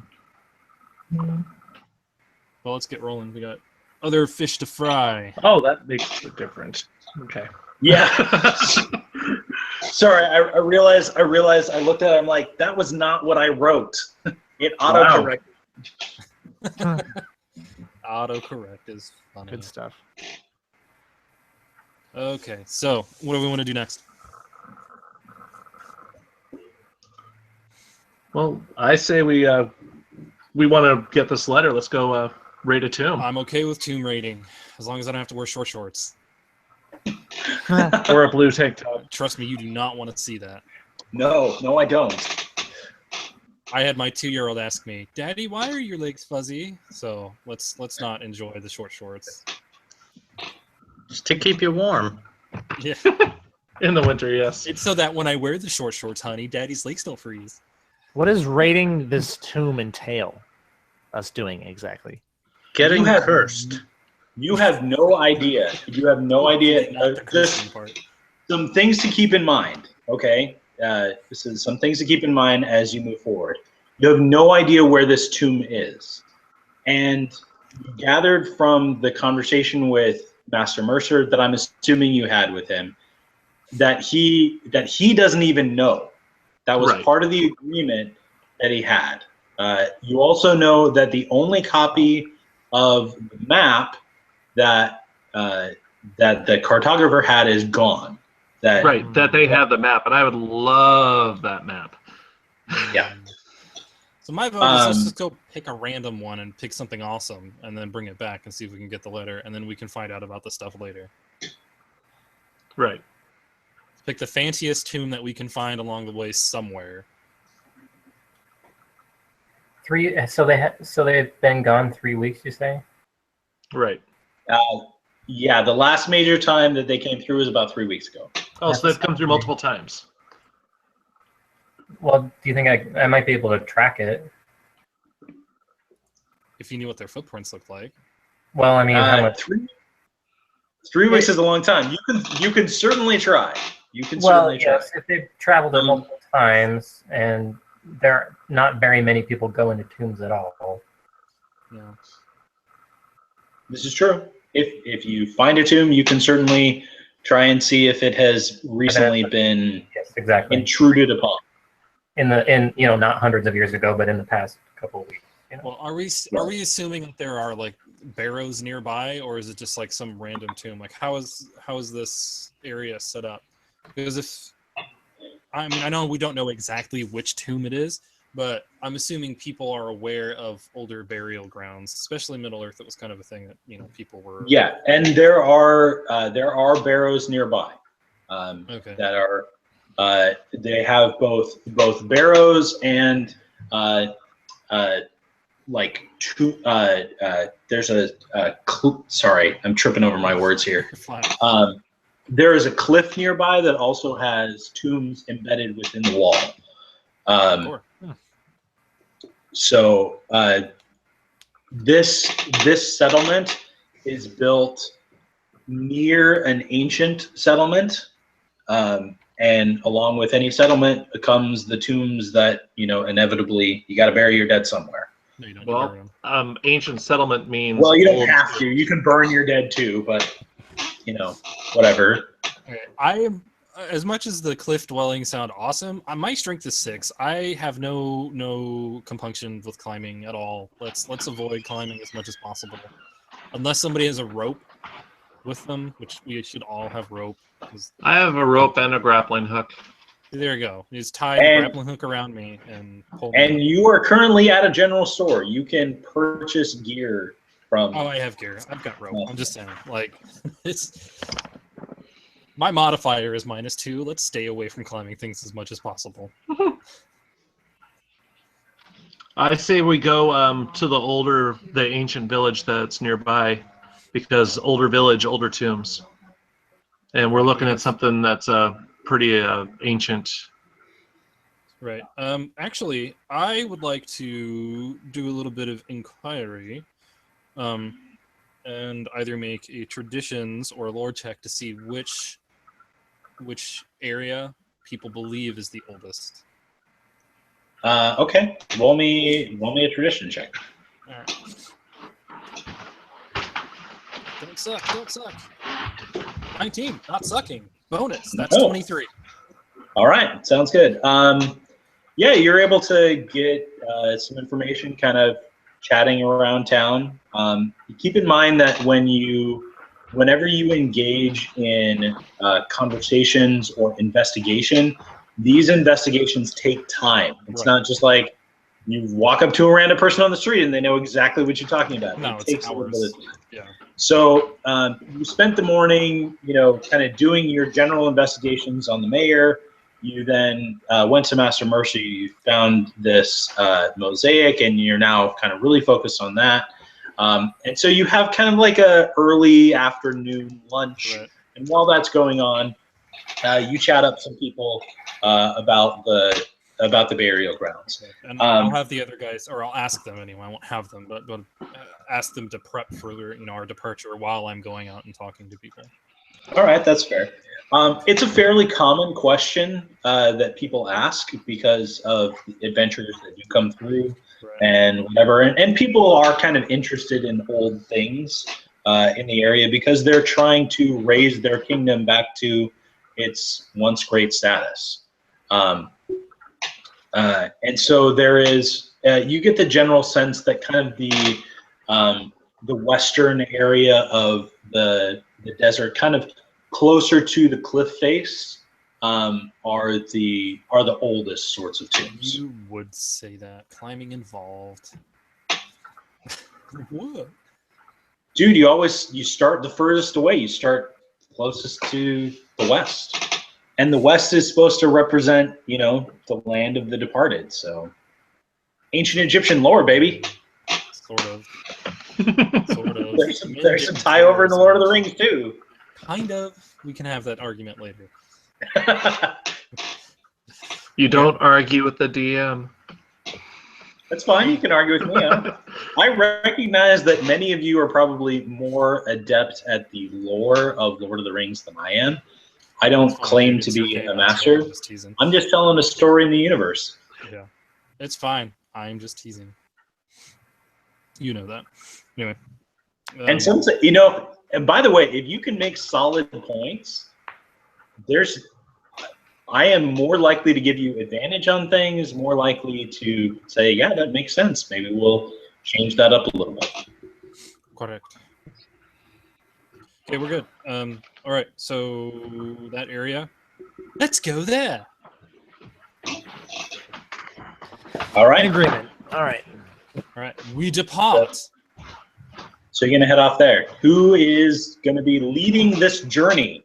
Because that is one aspect that we are now discussing that is one of the main aspects of Adventures in Middle Earth is the journey aspect. Indeed. So who's going to act as your guide? Nolan, Yeah, me. the Wanderer. It's his job, literally. It is literally his job. We're near Mirkwood, right, or anything? Yeah, you're actually fairly close to Mirkwood. It's not like right up against it or anything like that, but yeah, you're fairly close. Then, And you're familiar enough. You're familiar enough with the surrounding region that you're not going to suffer any like disadvantages or anything like that. Okay. Sounds good. Let's get going. What were the other positions? Because there's very clearly defined roles in how you do this. Trying to remember what they are. There was a whole lot, and so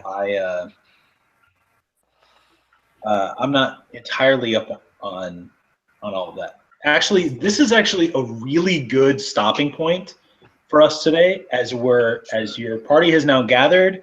You have a goal. You're going to go check out these barrows and try and find evidence of this adventuring party that may be more than they seem. You're not sure. So I say we call that good there, and that's where we'll pick up next time. All right, that sounds like a plan. I'm looking up the other section stuff, by the way. But yeah, no, that's good. I'm okay with this. We would be needing to stop pretty soon anyway. Yeah, no, we would be, and that's fine. And there was a whole lot of ways that this could go. Yeah, and if we're going to be reading, it's going to be us like digging through the book, which is less good. So,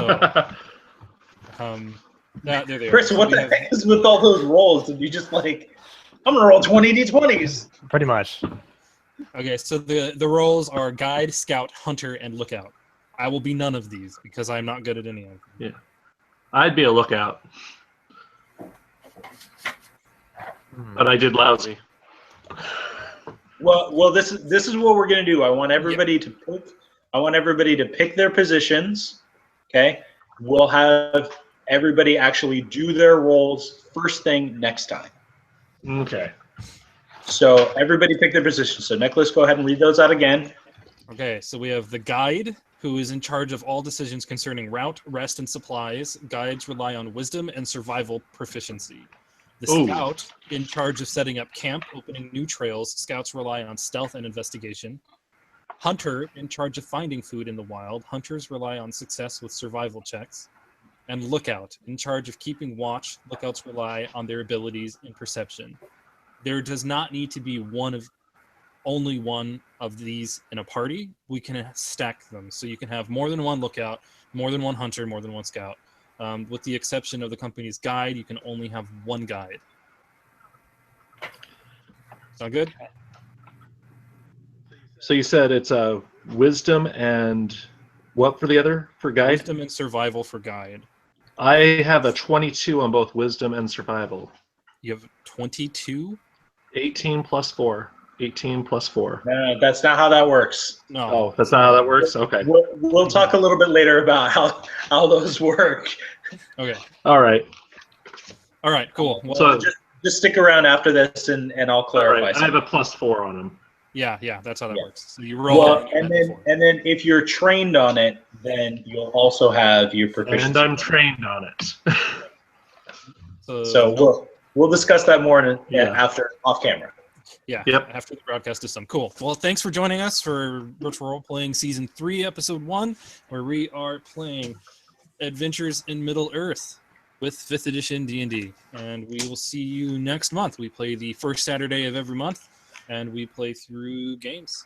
And then we review them afterwards. So thanks for joining us. We'll see you next time. Happy gaming.